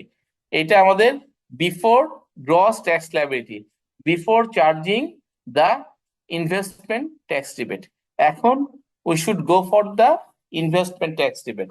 আমরা কত টাকা আমাদের ইনভেস্টমেন্ট রিবেট আছে সেটা এখন আমরা ক্যালকুলেশন করব। আমরা জানি আমাদের ওখানে কিছু ইনফরমেশন দেওয়া আছে যেখান থেকে আমরা পেতে পারি কোথায় কোথায় সে ইনভেস্টমেন্ট করছে। আমি যদি তাহলে আমি কোশ্চেনে চলে যাই, আমার তার এখানে দেখতে পাই আমি হলো ইন্স্যুরেন্স প্রিমিয়াম আছে, আমার contribution to recognise provident fund আছে, আমার গ্রুপ ইন্স্যুরেন্স প্রিমিয়াম আছে, আমার সঞ্চয়পত্র আছে হলো 6 লাখ টাকা। স্যার আমার স্ক্রিনটা একটু শেয়ার করবেন, ওই পার্টটা আমরা দেখি নাই স্যার। কেন দেখেন নাই কেন? কোশ্চেন ছিল না তখন? স্যার ওই প্রথম পার্টটা দেখেছি যেখানে ইনভেস্টমেন্টের ওই পার্টটা।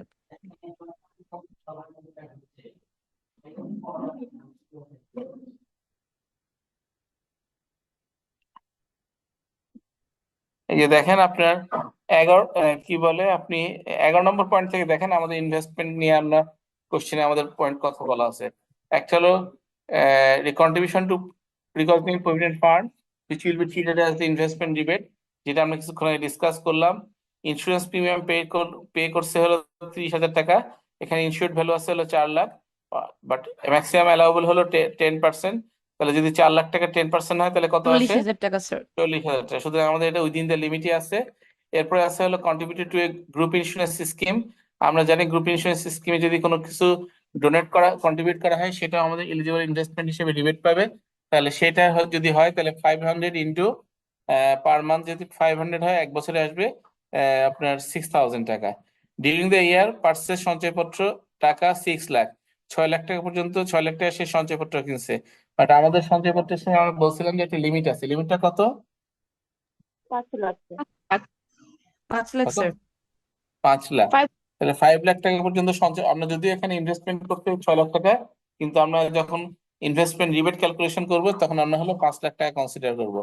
Purchase in shares listed in stock exchange of টাকা 45,000, সে 45,000 টাকার শেয়ার কিনতে স্টক এক্সচেঞ্জ থেকে, তাহলে এটা আমাদের এলিজিবল ইনভেস্টমেন্ট হিসেবে বিবেচিত হবে।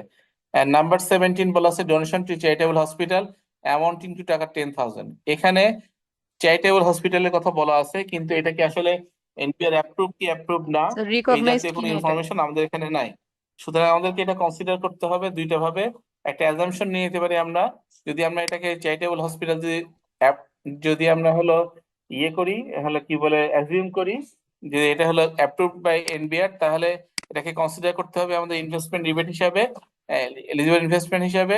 আর যদি আমরা এটাকে যদি এটাকে চ্যারিটেবল হসপিটাল যদি এনবিআর অ্যাপ্রুভ না মনে করি, অ্যাজিউম করে নিই, তাহলে আমাদের কি করতে হবে, এটাকে আমরা ইনভেস্টমেন্ট ক্যালকুলেশনে আমরা নিয়ে আসবো না।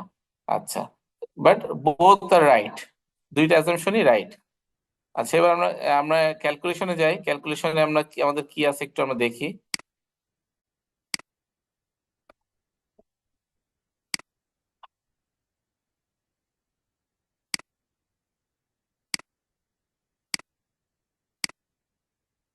দেখা যাচ্ছে? Yes sir. আচ্ছা, দেখেন calculation of eligible investment allowance.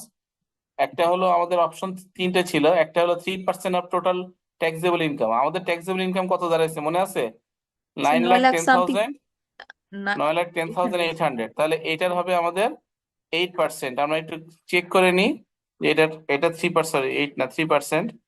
আমাদের 9,10,800 ইন্টু 27,324। 3%, 27,324। আমরা ক্যালকুলেশন দেখি আমাদের নোটে কি ঠিক আছে কিনা। হ্যাঁ, 27,324 আছে। আচ্ছা, এরপরে আছে হলো 15% অফ অ্যাকচুয়াল ইনভেস্টমেন্ট। এখন অ্যাকচুয়াল ইনভেস্টমেন্ট আমাদের কত আছে? আমরা দেখেন ইন্স্যুরেন্স প্রিমিয়াম পাইছি 30,000 টাকা, গ্রুপ ইন্স্যুরেন্স প্রিমিয়াম আছে 6,000 টাকা। 6,000 টাকা কিভাবে আসলো? 500 টাকা ফর ইচ মান্থ, তাহলে 12 মাসে আসে হলো 6,000। সঞ্চয়পত্র যদি এখানে পার্চেস করা আছে 6 লাখ, কিন্তু হায়েস্ট লিমিট যেহেতু 5 লাখ টাকা পর্যন্ত, we should consider 5 lakh here. Share purchase from IPO, listed কোম্পানির কাছ থেকে আইপিও তে শেয়ার পারচেস করা আছে 45,000 টাকার। Donation to a charitable hospital, এটা আমরা কনসিডার করছি 10,000। তার মানে আমরা এটাকে মনে করছি যে এটা হলো অ্যাপ্রুভ বাই এনবিআর। যদি আপনি এটাকে অ্যাপ্রুভ বাই এনবিআর না মনে করেন, তাহলে এটাকে ডিলিট করে দিবেন। ঠিক আছে, দুইভাবে ক্যালকুলেশন হইতে পারে। Contribution to recognised provident fund, এটা হলো বোথ কন্ট্রিবিউশন। আমাদের এখানে 64,800 টাকা ছিল হলো আপনার এমপ্লয়ি কন্ট্রিবিউশন, এবং সেম কন্ট্রিবিউশনটা আছে আমাদের হলো এমপ্লয়ের, তাহলে ইন্টু 2 হিসাবে আসে।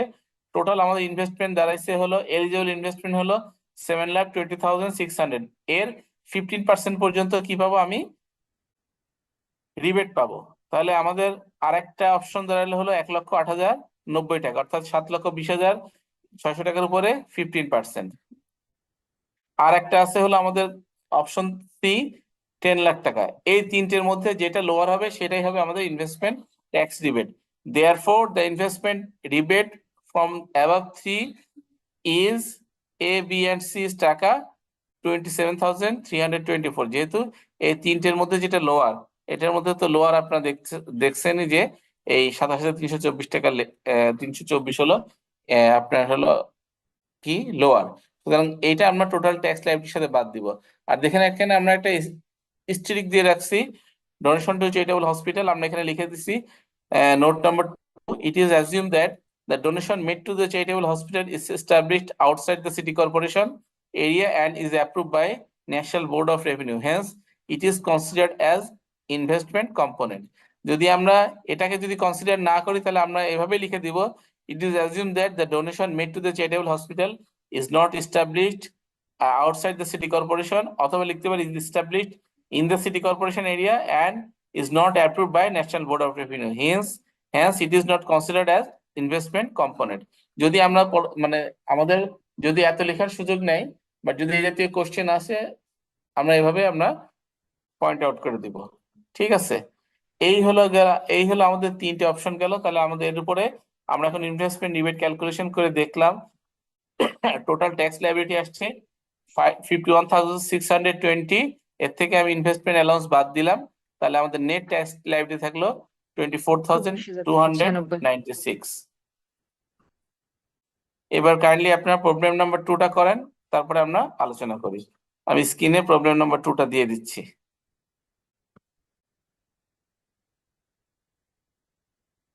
এটা হলো এসো নিজে করি। আপনারা ছোটবেলায় বিজ্ঞান টিজ্ঞান পড়ার সময় দেখছেন না, এসো নিজে করি এরকম আছে, দেখা যাচ্ছে? জি স্যার। খুব ছোট অঙ্ক, আগেরটার চেয়েও ছোট। এটা এটা হলো 10টা পয়েন্ট। এটা এখন পড়ে আপনারা অ্যান্সারটা অ্যাটলিস্ট একটা রাফ পেজ হলো করেন। I have given you 10 minutes time. 10 minutes লাগবে না মনে হয়। তারপর allowed for 10 minutes. We'll come back 10 minutes with the solution. Okay? Please আপনারা একটু সবাই করার চেষ্টা করেন। এই জাতীয় কিন্তু অঙ্ক থাকবে পরীক্ষায়।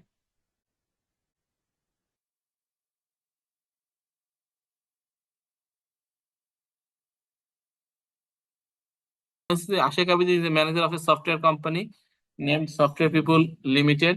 From the particulars given below for the year ended 30 June 2023, compute his income from salary and tax thereon. তার মানে দুইটা কম্পোনেন্ট, দুইটা আমাদের হলো ইয়ের বিষয়, দুইটা আমাদের রিকোয়ারমেন্ট, একটা হলো স্যালারি ইনকাম কত, এবং সেখানে হলো আপনার ট্যাক্স কত হচ্ছে। মান্থলি বেসিক স্যালারি 20,000, তাহলে আমরা 20,000 ইন্টু 12 মান্থস 2,40,000 চলে আসলো এখানে। তারপরে আছে হলো festival two bonus equivalent to 1 months basic salary each, তাহলে আপনার দুইটা ফেস্টিভ্যাল বোনাস আছে 20,000 ইন্টু 2 40,000 টাকা। এখানে মনে হয় কারোর কোনো সমস্যা নাই। House rent allowance 40% of basic salary, তাহলে আমাদের যেহেতু 20,000-এর আপনার হলো আহ, আপনার 40,000, 20,000-এর আপনার 40,000 আসতেছে 8,000 ইন্টু আপনার 8,000 ইন্টু 12 96,000 হলো টোটাল হাউস রেন্ট অ্যালাউন্সের আমাদের হলো অ্যালাউন্সেস।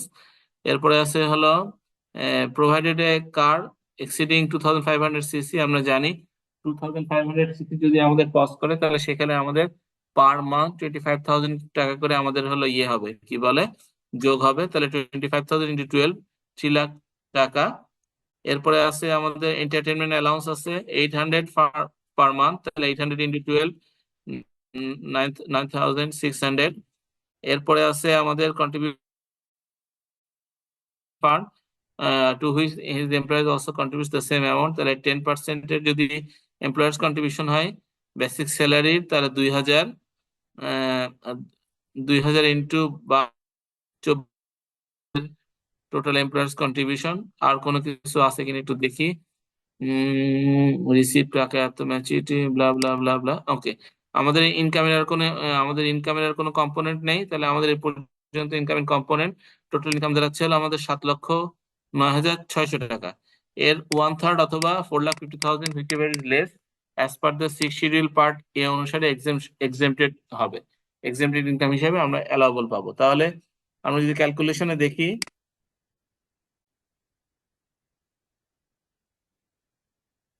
ক্যালকুলেশনে যদি দেখি তাহলে আমাদের আসে হলো 2,36,533।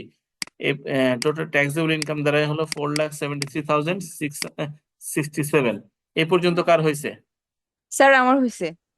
ওকে, তাহলে আমরা ট্যাক্স লায়াবিলিটি আগে বার করি।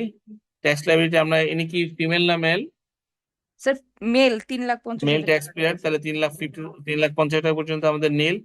নেক্সট 1,00,000 টাকা পর্যন্ত 5,000, এবং তারপরে আছে হলো আমাদের রিমেনিং অ্যামাউন্টের উপরে হলো আপনার 10%, তাহলে টোটাল আমাদের টোটাল ট্যাক্স লাইবিলিটি বের হচ্ছে আমাদের 7,307। এরপরে আমাদের ক্যালকুলেশন করতে হবে হলো আমাদের ইনভেস্টমেন্ট রিবেট। তো ইনভেস্টমেন্ট রিবেটে আমরা যাই, প্রথমে 3% অফ টোটাল ইনকাম, তাহলে আমাদের টোটাল ট্যাক্সেবল ইনকাম হলো 4,73,067 টাকা। এর যদি আমরা হলো 3% করি,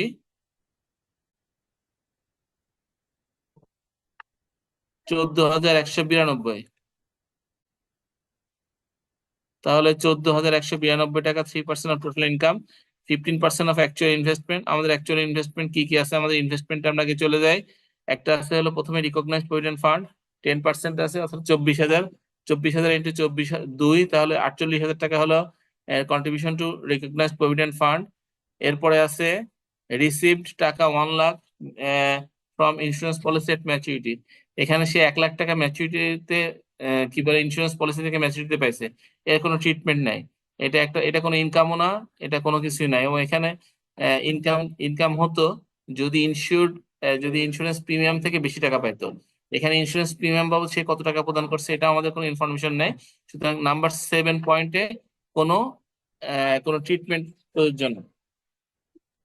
হি পারচেজড স্যার যদি আইসিবি সার্টিফিকেট টাকা sir 15,000 and shares of a company through IPO 12,000। তার মানে 15,000 টাকা হলো আইসিবি সার্টিফিকেট এবং আইপিও আসলে 12,000 টাকা। এই দুইটা আমাদের ইনভেস্টমেন্ট, তাহলে 15,000 এবং 12,000 হলো। স্যার যদি স্যার প্লিজ। ইন্স্যুরেন্স প্রিমিয়াম 1,00,000 টাকা হতো, তাহলে যদি 1,10,000 টাকা পাইতো তাহলে কোনটা আমরা ইনকামে এড করতাম? শুধু 10,000 10,000 টাকা টাকা ইনকাম দিয়ে? হতো যদি আমার ইন্স্যুরেন্স প্রিমিয়াম থাকতো। কত বললেন? 1,00,000 1,00,000। টাকা। হ্যাঁ। হ্যাঁ, আর যদি ইন্স্যুরেন্স প্রিমিয়াম যদি পে করতাম হলো 1,00,000 টাকা, আর যদি আমরা ম্যাচুরিটিতে 1,10,000 টাকা পাইতাম, তাহলে আমাদের এই 10,000 টাকা আদার ইনকাম হিসেবে আমরা ইনক্লুড করে নিতাম। বাট এখানে এই ইনফরমেশনে আমাদের আসলে কত টাকা ইন্স্যুরেন্স প্রিমিয়াম দিছে এই জাতীয় কোনো ইনফরমেশন নাই। সুতরাং আমাদের এখানে কোনো এর এর উপরে কোনো ট্রিটমেন্ট প্রযোজ্য নাই। ঠিক আছে।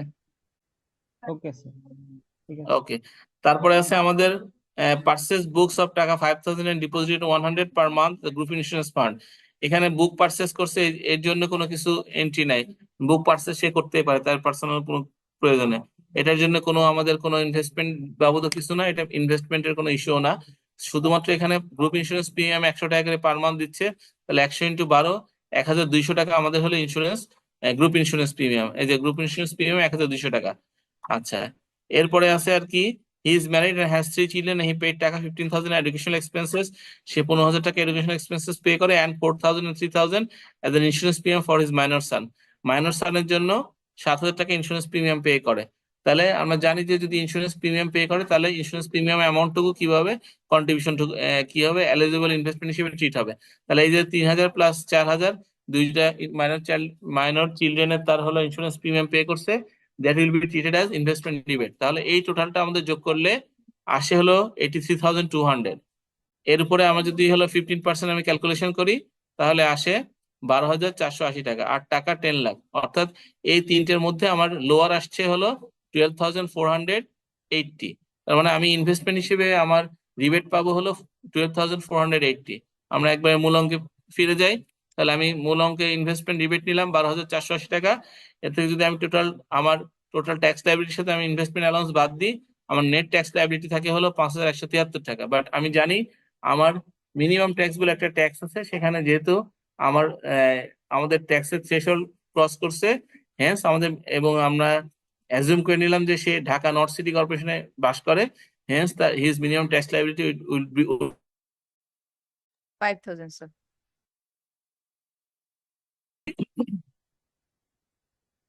যদি না বোঝেন কোশ্চেন করেন। স্যার একটা কোশ্চেন ছিল স্যার। বলেন। স্যার ইন্স্যুরেন্স প্রিমিয়াম ছিল 3,000 and 4,000 কম্বাইনলি, টোটাল 7,000। ওটা কি স্যার মানে ইয়ারলি 7,000? ইয়ারলি 7,000। কিছু যেহেতু বলা কোনো ছিল না ইনফরমেশন কিন্তু দেওয়া স্যার। নেই, হ্যাঁ কোন তাহলে আমরা যেহেতু কোনো ইয়ারলি ধরবো? ইনফরমেশন, ইয়ারলি ধরবেন জি। যদি ওকে মান্থলি স্যার, হয় মান্থলি দেওয়া থাকবে, হ্যাঁ। ওকে, থ্যাংক ইউ স্যার। আর কার কোনো? স্যার আমার ইনভেস্টমেন্ট ক্যালকুলেশনের ওখানে ঝামেলা আছে, কিন্তু বাকিটা মানে 7,306 পর্যন্ত ঠিক মানে ছিল। কোথায় কোথায় ভুল করছেন ইনভেস্টমেন্ট ক্যালকুলেশনে? স্যার ইনভেস্টমেন্ট ক্যালকুলেশনে হচ্ছে যে বুকস এর যেটা ছিল ওইটাকে স্যার আমি add করে ফেলছিলাম। হুম, ঠিক আছে। আর কারো কোনো কোশ্চেন? নো স্যার, স্যার এই সিনপসিস গুলো আর এই শিট গুলো স্যার একটু দিয়ে দিবেন প্লিজ। দেয়া লাগবে? জি স্যার প্লিজ। জি sir, please sir. Okay, next ক্লাসে আমাদের স্যালারি ইনকাম শেষ, স্যালারি আলোচনা শেষ। নেক্সট ক্লাসে আমরা অন্য কোনো টপিকস নিয়ে আলোচনা করব, হোপফুলি ইনকাম ফ্রম সিকিউরিটি অথবা ইনকাম ফ্রম রেন্ট নিয়ে আলোচনা করব। ওকে, স্যার আমরা টিল কি দেন। ইনকাম ফ্রম বিজনেসটা ধরতে পারি প্লিজ স্যার? না, বিজনেসটা পরে, আগে আপনারা এগুলো খুব ছোট ছোট, ইনকাম ফ্রম রেন্টটা ছোট, তারপর সিকিউরিটিটা ছোট। এগুলো ইনকাম ফ্রম বিজনেস নিয়ে এত বেশি চিন্তা করেন না, ইনকাম ফ্রম বিজনেস আপনাদের কোশ্চেন আসলে খুব ছোট আসবে, আর আমি যেগুলো করাবো আশা করা যায় তার মধ্যে কভার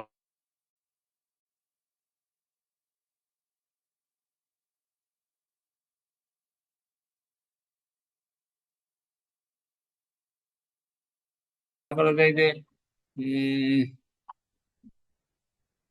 পরের ক্লাসে যদি আমাদের ইনকাম ফ্রম রেন্ট আমরা শেষ করতে পারি, তার আমাদের ইনকাম ফ্রম বিজনেস আসলে দুইটা ক্লাস লাগবে, একটা টোটাল থিওরি আলোচনা করতে হবে একদিন, আর একদিন আমরা প্রবলেম দেখবো। সুতরাং এটা হয়তো বা 5th এবং 6th ক্লাসে আমরা শেষ করতে পারবো আশা করা যায়। জি স্যার ইনশাআল্লাহ। আপনাদের পরীক্ষা ইয়ে শুরু কবে, মার্চে তাই না? স্যার মার্চের 3 তারিখ থেকে।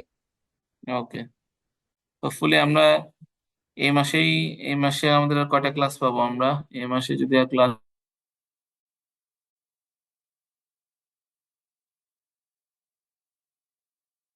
মানে ফেব্রুয়ারির 27 তারিখ হয়ে যাবে, তাই তো?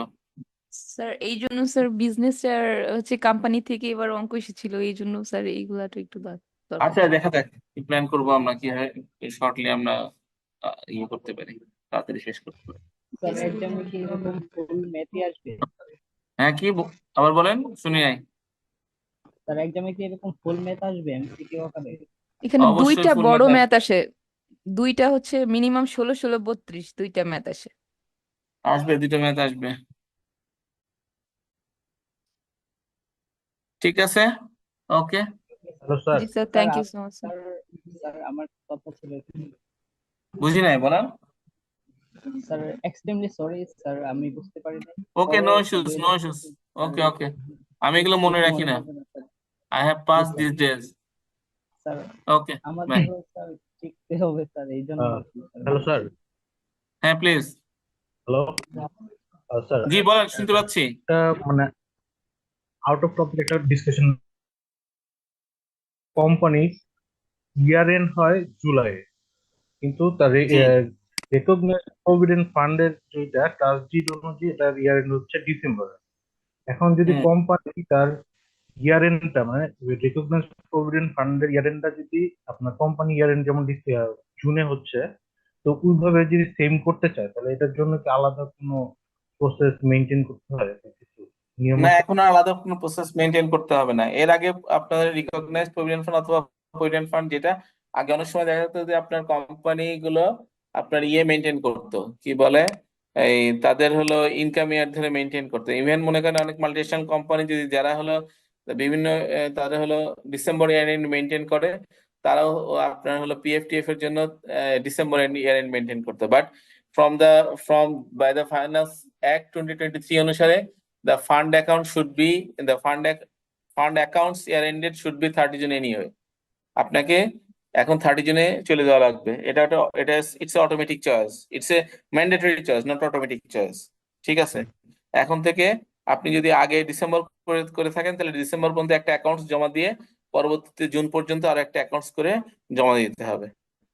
এবং many many many many companies have face this problem this year because of এই বছর থেকে তো আপনার বিভিন্ন ফান্ডের রিটার্ন দেওয়া ম্যান্ডেটরি করা হয়েছে। ডিসেম্বর পর্যন্ত থ্যাংক একটা ইউ। করে, জুন পর্যন্ত করে একটা রিটার্ন জমা দিয়ে দিবে, শেষ।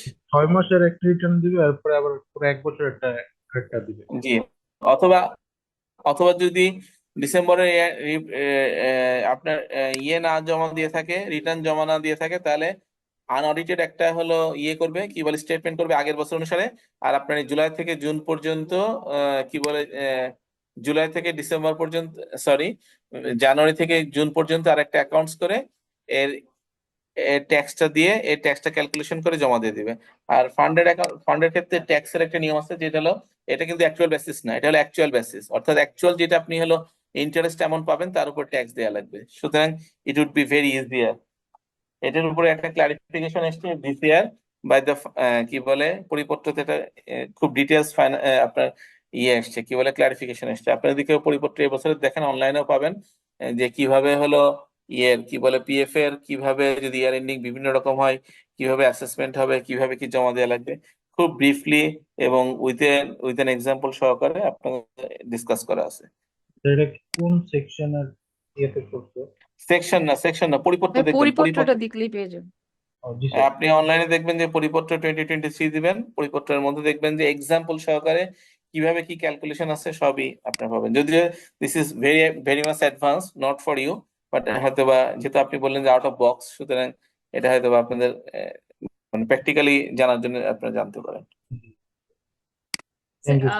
আমাকে স্যার একটু ব্যাড ডেট নিয়ে সব বলবেন স্যার, আমি এটা নিয়ে একটু প্রবলেমে আছি। বলেন, ব্যাড ডেটস বলেন। ব্যাড ডেট নিয়ে হচ্ছে ডেবিটে 30,000 দেখানো হচ্ছে এবং ক্রেডিটে 27,000, দ্যাট মিন রিকভার করতেছে। তো স্যার এই বাকি যে 3,000, ওইটা কি স্যার অ্যাডমিসিবল? আচ্ছা, প্রথমে কি বলেন। আচ্ছা, অ্যাডমিসেবল তখনই আসবে, এখানে একটা জিনিস বলা আছে, ব্যাড ডেটস এর ক্ষেত্রে ব্যাড ডেটস এক্সপেন্সেস তখন অ্যাডমিসেবল হবে এইটা রিকভারির সাফিসিয়েন্ট, আপনার কি বলে, ইয়ের এভিডেন্স থাকতে সাফিসিয়েন্ট, হবে। হ্যাঁ, সাপোর্টিং থাকতে হবে, এবং এটাকে রিকভার করার জন্য আপনার যে সিগনিফিকেন্ট যে টাস্ক গুলো করা উচিত সেগুলো করতে হবে।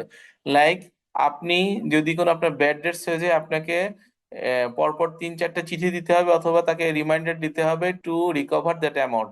আচ্ছা, এরপর যদি না পারেন তাহলে তাকে একটা লিগ্যাল নোটিশ দিতে হবে এবং তার এগেনস্টে সু করতে হবে। অ্যান্ড হেন্স তারপরে যদি রিকভারি না হয়, দেন you take a board decision with the board meeting and then you can decide it for the bad debts. Otherwise, bad debts expenses will not be allowed as an admissible expenses. আর sir পেনাল্টির ব্যাপারটা একটু বলবেন? পেনাল্টিটা কিসের penalty? বিজনেসে পেনাল্টিটা কি sir inadmissible? Of course penalty inadmissible expenses. Penalty আপনি যদি মনে করেন যে আপনার কাস্টমস অথরিটিতে আপনার মাল চলে আসে, আপনি হলো খালাস করেন নাই, পণ্য আপনি রিকভারি করেন নাই, তাহলে আপনাকে এটার জন্য যে আপনি পেনাল্টি দিবেন সেটার জন্য তো দায়ী আপনি নিজে। আপনি টাইমলি কোনো কিছু পে করেন নাই, এটাকে আপনাকে প্রুফ করতে হবে যে এটার জন্য আপনি দায়ী, আপনি দায়ী নাই, তাহলে অ্যাডমিসেবল হবে। বাট এটা সে মনে করেন যে সাধারণত তখন এটাকে যখন যখন যদি কোনো সিচুয়েশন বেস কোনো কিছু পেনাল্টি হয় তখন সেটাকে আর পেনাল্টি বলে না, এটাকে আদার ওয়ে অ্যারাউন্ড অথবা ফি অথবা অন্য কোনো কিছু বলা হয়। বাট যখন পেনাল্টি কথা বলা হবে তার মানে এটা আপনাকে জরিমানা। এরকম জরিমানা কোনো কিছু ট্যাক্স আইন অনুযায়ী অ্যালাউবল এক্সপেন্ডিচার না। আচ্ছা স্যার, এটা হচ্ছে আর একটা হচ্ছে আন্ডাররাইটার কমিশন। স্যার এটা কি ইনঅ্যাডমিসিবল এটা? না না, আন্ডার একটা কমিশন কেন অ্যাডমিসিবল এক্সপেন্সেস হবে? Sir admissible? হ্যাঁ, অ্যাডমিসিবল এক্সপেন্সেস। আর কেন স্যার আর ইনঅ্যাডমিসিবল কেন? স্যার এইটা ইনঅ্যাডমিসিবল এর মধ্যে পেয়েছি, তো এই জন্য আমার কোয়েশ্চেনটা ছিল এটা। আমিও ইনঅ্যাডমিসিবল এর মধ্যে আন্ডাররাইটার কমিশন বিষয়টা পাইনি, কিন্তু আন্ডাররাইটার কমিশনটা কি? আন্ডাররাইটার কমিশন মানে আপনারা তো সবাই বোঝেন, যখন একটা শেয়ার বাজারে বিক্রি করা হয় কোনো someone has to be take responsibility, যে যদি এই শেয়ারগুলো বিক্রি না করা হয় তাহলে আমি এর সমস্ত দায় দায়িত্ব নেব। তাহলে you can take a risk and on that basis আপনি একটা কমিশন পাচ্ছেন যদি আপনি যদি আপনার হলো ইয়েটা হয়ে যায়। এবং এটা কি, এটা তো আন্ডাররাইটার তো, এটা তো একটা ইলিজেবল, এটা ইলিগাল কোনো কাজ না। লিগালি এটা এটা হ্যাঁ, ইট এটা শুড। একটা লিগ্যাল একটা process for the issuing the IPO অথবা পাবলিক অফারিং অথবা বাজারে শেয়ার সেল করার জন্য এটা একটা আপনার লিগ্যাল লিগ্যাল একটা ওয়ার্ড। সুতরাং what would be inadmissible? Inadmissible হতে হলে অবশ্যই স্পেসিফিক কোনো কারণ থাকতে হবে, অথবা এটাতে বিজনেস না, বিজনেস নেচারের না, অথবা এটা বিজনেস এক্সপেন্ডিচার না, সেটাকে আপনাকে প্রুফ করতে হবে। স্যার এটা আরেকটা হচ্ছে স্যার, রেন্টের ক্ষেত্রে কি ডিমড ইনকাম ক্যালকুলেশনটা এখন আছে? No no no no, it's withdrawn. So আমাদের ইনকাম ফ্রম রেন্টের ডিমড ইনকাম বলে কিছু থাকছে না, ওইটা একেবারেই নো, বাদ। আমি যখন রেন্ট আলোচনা করব, এখন খুব ইজি হয়ে গেছে রেন্ট, আপনারা দেখতে পারবেন আশা করা স্যার যায়। আপনি জাস্ট এটা বলেন যে ডিমড ইনকামের বিষয়টা আছে কিনা, ওইটা এখন তো নো নাই। নো, নেই নেই নেই, এখন নাই, জি উজ্জ্বল। স্যার। জি স্যার, থ্যাংক ইউ স্যার, এটাই জানার খুব দরকার ছিল। Thank you sir. ওকে ভাই, জি বলেন।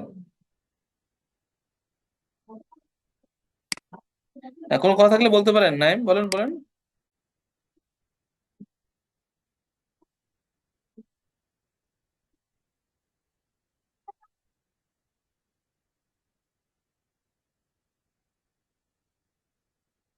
কোন অ্যালাউন্সটা বলেন তো?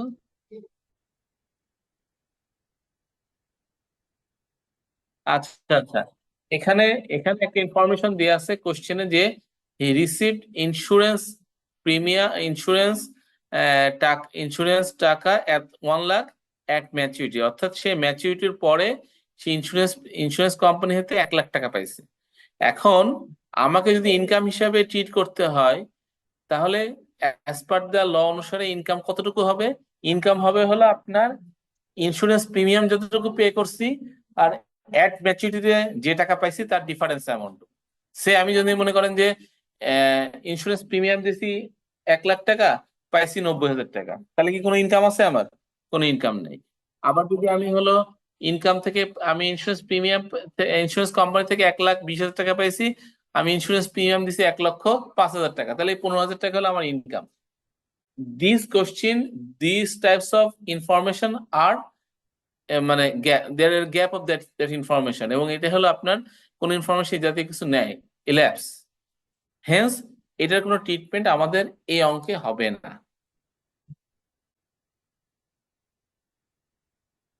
ওকে, আর কোনো কোশ্চেন? স্যার তাহলে কি আচ্ছা, আমরা ব্যাড ডেটটা কি পরীক্ষার সময় যদি এমন থাকে ডেবিটে অ্যামাউন্ট এবং ক্রেডিটে দেখা যাচ্ছে 5,000 টাকা কম 30,000 টাকার, তাহলে কি ওইটা আমরা ইনএডমিসিবল করব? আপনি যদি অ্যাডমিসিবল করতে পারেন তাহলে আপনাকে ইয়ে করতে হবে, আপনাকে সাফিসিয়েন্ট ইয়ে দিতে হবে। আপনি বলে অ্যাজাম্পশন রাখবেন। দিব, এটা তো হ্যাঁ, স্যার। জি এক্সপ্লেনেশন স্যার। দিবেন আপনি, দিয়ে আপনি অ্যাডমিসেবল করবেন। আর জি যদি স্যার। মনে করেন যে না আপনি অ্যাডমিসেবল করবেন না, তাহলে বলবেন যে না, এখানে আপনার হলো ইয়ের জন্য কোনো ইয়ে নেওয়া হয় নাই, কোনো মানে আপনার এটা রিকভারির জন্য, অথবা এটাকে আসলে অ্যাডমিসেবল না হওয়ার ক্ষেত্রে যথেষ্ট কারণ আছে। জি স্যার। ঠিক আছে। জি স্যার। আর আজকে আরেকটা আপনাদের কি কি করালাম আমরা? আজকে স্যার আজকে মডেল কোশ্চেন করাইছি একটা, তারপরে দুইটা অঙ্ক করাইছি। ওকে।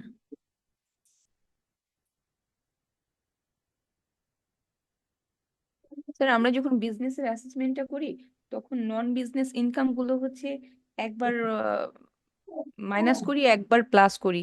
স্যার এটা না করে কি আমরা ডিরেক্ট এইভাবে রেখে দিতে পারি না? না, কারণ কি, আপনার বিজনেস ইনকামে যখন আপনি অঙ্ক করেন, অনেক সময় রিকোয়ারমেন্ট আছে যে আপনার বিজনেস ইনকামটুকু কতটুকু, তো সেটা তো আপনাকে বার করতে হবে।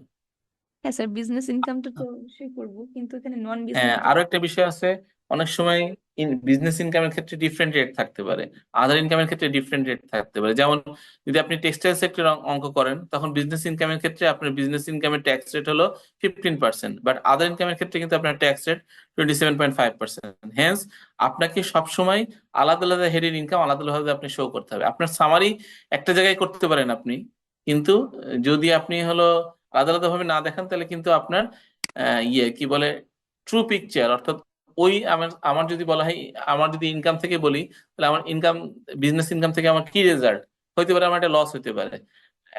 এমন অনেক সময় আসে যে আমার কি, আমার বিজনেস ইনকাম থেকে আমার লস হলো, তাহলে সেই লসটা কি আমি সেট আপ করতে পারবো?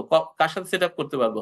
অবশ্যই আমার নেক্সট বিজনেস ইনকামের সাথে সেট আপ করতে হবে। যদি আপনি একটার সাথে যদি আপনি কনসলিডেশন করে ফেলেন, তাহলে কি আপনি আর কোনো আপনি লস সেট আপ করতে পারবেন? অথবা যদি মনে করেন বিজনেস ইনকামের সাথে আপনার কিছু আনঅবজার্ভড ডেপ্রিসিয়েশন আছে, যেটা আনঅবজার্ভড ডেপ্রিসিয়েশনটা বলা আছে অ্যাজ পার দ্য ল অনুসারে আন আন কি বলে, ইনডিফিনিট পিরিয়ড অফ টাইম পর্যন্ত আপনি হলো কি করতে পারবেন, ক্যারি ফরওয়ার্ড করতে পারবেন, মানে unless it unless it's absorption. So এই জিনিসগুলোর জন্যই আপনার পার্টিকুলারলি বিভিন্ন ইনকাম গুলো আলাদাভাবে হেড অনুযায়ী ক্যালকুলেশন করে দেখাতে হয়। স্যার আমি বলছিলাম বিজনেসের যখন ক্যালকুলেশন করি তো হুম। ওই সময় আমাদের আদার বিজনেস ইনকাম যেমন কোম্পানি থেকে দেখানো হলো যে ক্রেডিট সাইডে আমার ইন্টারেস্ট রিসিভড আছে, বা সিকিউরিটিজ থেকে ইন্টারেস্ট পেয়েছি, ডিভিডেন্ড পেয়েছি, হুম, হুম। এই জিনিসগুলা আমরা যখন ফাইল করি তখন একবার প্লাস করি একবার মাইনাস করি, এই বিষয়টা বলছিলাম স্যার। না, প্লাস তো মাইনাস করেন কি জন্য? আপনি হলো আপনি মাইনাস করতেছেন কেন? প্রথমে মাইনাস করতেছেন আপনার ট্রু বিজনেস ইনকামটাকে সিগ্রিগেট করার জন্য। জি স্যার। আর আপনি প্লাস করতেছেন কখন? প্লাস করতেছেন না, আপনি এটা আলাদাভাবে আবার হলো কি করছেন, আপনাকে আলাদাভাবে আপনি এটাকে হলো মানে আদার নন বিজনেস ইনকাম যেটা আছে সেটা আপনি দেখাচ্ছেন, অথবা আপনি অন্য হেডস এর ইনকাম গুলো দেখাচ্ছেন। কারণ যদি আপনি ডিভিডেন্ড ইনকামের কথা বলেন, dividend income is separate head. Under income from এখন হলো ফাইন্যান্সিয়াল অ্যাসেটের ক্ষেত্রে, সরি, ইনকাম ফ্রম আদার সোর্সে এটা হলো আপনার ডিফারেন্ট হেড। তারপরে যদি আপনি বলেন যে হলো income from security, it's a different head. Income from rent, এটা ডিফারেন্ট হেড। এক্স্যাক্টলি, তো স্যার এইগুলা তো আসলে বিজনেস অ্যাসেসমেন্টের মধ্যে আহ, আসার কোনো নাই, কারণ নাই। না, ঠিক আছে, ইউ আর রাইট, বাট কথা হলো, একটা বিজনেসের মধ্যে কিন্তু ডিফারেন্ট টাইপ অফ ইনকাম থাকতে পারে। আপনার একটা বিজনেস হাউস আপনার একটা আছে, হ্যাঁ, আপনার সেখানে আপনি একটা, আপনার মনে করেন যে আপনার একটা 9 তলা একটা বাড়ি আছে, সেখানে আপনি কি আছে, আপনার একটা ভবন আছে যেটা আপনার আনইউজড, আপনি সেটাকে ভাড়া দিচ্ছেন, তাহলে ইনকামটা কোথায় যাবে? আপনি আপনি ওই ইনকাম আপনি বিজনেসের মধ্যে নিয়ে আসবেন না। বিজনেসের মানে কি, আপনাকে তো ওই ওই সেম ব্যাংক অ্যাকাউন্টে নিয়ে আসতে হবে। ব্যাংক অ্যাকাউন্টে নিয়ে এসে আপনার হেডটা আপনি ডিফাইন করবেন। আপনার কিছু হলো কি বলে এফডিআর আছে, তো এফডিআর ইন্টারেস্ট ইনকামটা আপনাকে নিয়ে আসতে হবে না? মানে আপনাকে একটা বিজনেসের ক্ষেত্রে স্যার বিজনেস আমাকে হয়তো বা, আমাকে হচ্ছে ফাইলিং এর সময় স্পেসিফিক্যালি আমাকে মেনশন করতে হবে যে আমার এখান থেকে টোটাল এক্স্যাক্টলি কি কি ছিল। এক্স্যাক্টলি সো আমরা জি, এটা শুধু করতেছি ফরম্যাট অনুযায়ী ফাইলটা অ্যাসেসমেন্ট করার জন্য। জি, জি, জি, জি, জি জি। স্যার, জি sir, thank you so much sir. আজকের মতো এই পর্যন্তই স্যার আমার থেকে। Thank you. Thank you sir.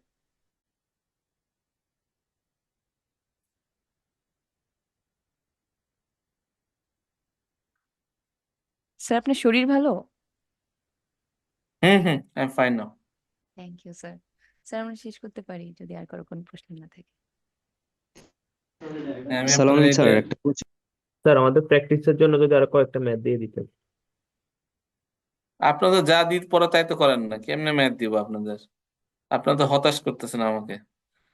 আমি যেগুলো টেগুলো পড়াই সেগুলো শুধু 4-5 জন কথা বললে হবে? এত লোকজন আপনারা 116-17 জন থাকেন, কথা বলেন 4 জন 5 জন 6 জন, তাহলে হবে? স্যার আজকে যে প্র্যাকটিস করেছেন এরকম আর 3-4টা ম্যাথ দিলে আমরা একটু প্র্যাকটিস করতাম স্যার। আচ্ছা ঠিক আছে, দিয়ে দিব।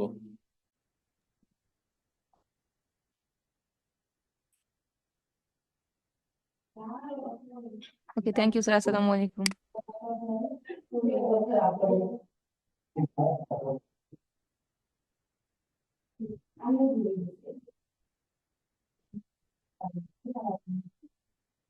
ম্যাথ আসলে কোথা থেকে আসে পার্টিকুলারলি? আমাদের যারা কোশ্চেন সেটার যারা থাকে, বিশেষ করে আপনাদের লেভেলে, তো আসলে ম্যাথ সাধারণত দুইটা জায়গা থেকে আসে। একটা হলো আপনার ইনকাম ফ্রম এমপ্লয়মেন্ট, আর হলো আপনার ইনকাম ফ্রম বিজনেস। যেখানে আপনার ইনকাম ফ্রম এমপ্লয়মেন্টে একটা একটা হলো ইন্ডিভিজুয়ালের অঙ্ক থাকতে পারে, যেখানে আপনার আর একটা বিভিন্ন কিছু সোর্স ইনকাম থাকতে পারে। Income from rent, income from dividend, income from financial asset, এরকম দিয়ে একটা ইন্ডিভিজুয়াল অঙ্ক দিতে পারে। আর বিজনেস হাউসের ক্ষেত্রে হয়তো বিজনেস হাউসের ছোট একটা অঙ্ক, বাট নট মানে অনেকগুলো অনেক বেশি কম্পোনেন্ট দিয়ে অঙ্ক সাধারণত দেয় না এই পর্যায়ে। ছোট ছোট অঙ্ক থাকে, যেখানে আপনাদেরকে যে আপনাদের যে ওয়েট ওয়েট যেটা আছে সেটাকে যেন কাভার করতে পারবে। বাট একটা জিনিস আপনাদের, ইভেন দো আপনারা হলো পাস কোশ্চেন তো আপনাদের এখানে এমসিকিউ তে নেই, বাট হলো আপনাদের এর আগে যে কোশ্চেন গুলো হয়েছিল সেখানেও কিন্তু অনেক বেশি বড় বড় অঙ্ক ছিল তা না। আপনার এই অঙ্কগুলো আপনারা দেখতে পারেন, ঘুরে ফিরে অনেক সময় দেখা যায় এটারও রিপিটেশন হয়ে থাকে।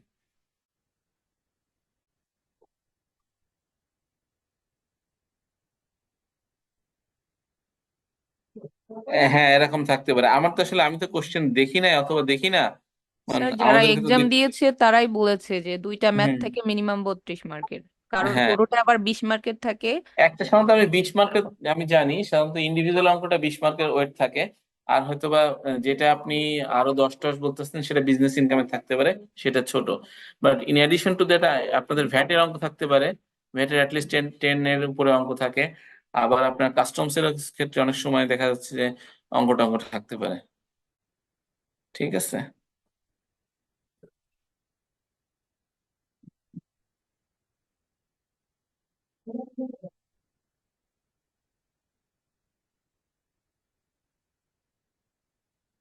জি জি, ওখানে তো অ্যান্সার তো আসলে আপনার এখন তো দুইটা অ্যান্সার চাওয়া হয়, একটা ট্যাক্সেবল ইনকাম চাওয়া হয়, আর একটা হলো ট্যাক্স লায়াবিলিটি চাওয়া হয়। ঠিক আছে। বাট মোস্টলি যদি আপনার আসলে কোনো ভুল না করেন তাহলে আপনার দেখা যাচ্ছে যে অ্যান্সার এই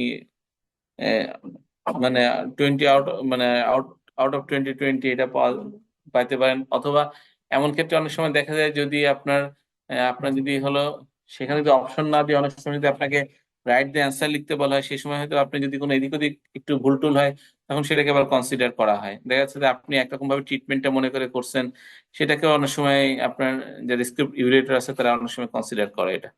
অনেক সময় না, তারা কনসিডার করে আমি বলবো।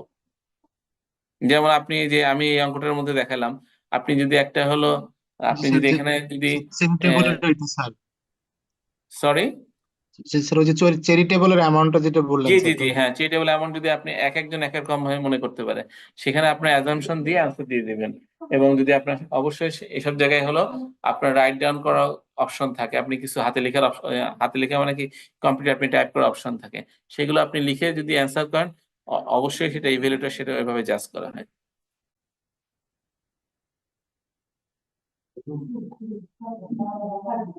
আচ্ছা, আমি মেলটা পাঠিয়ে দিয়েছি, আপনি সবাই পেয়েছেন আশা করি।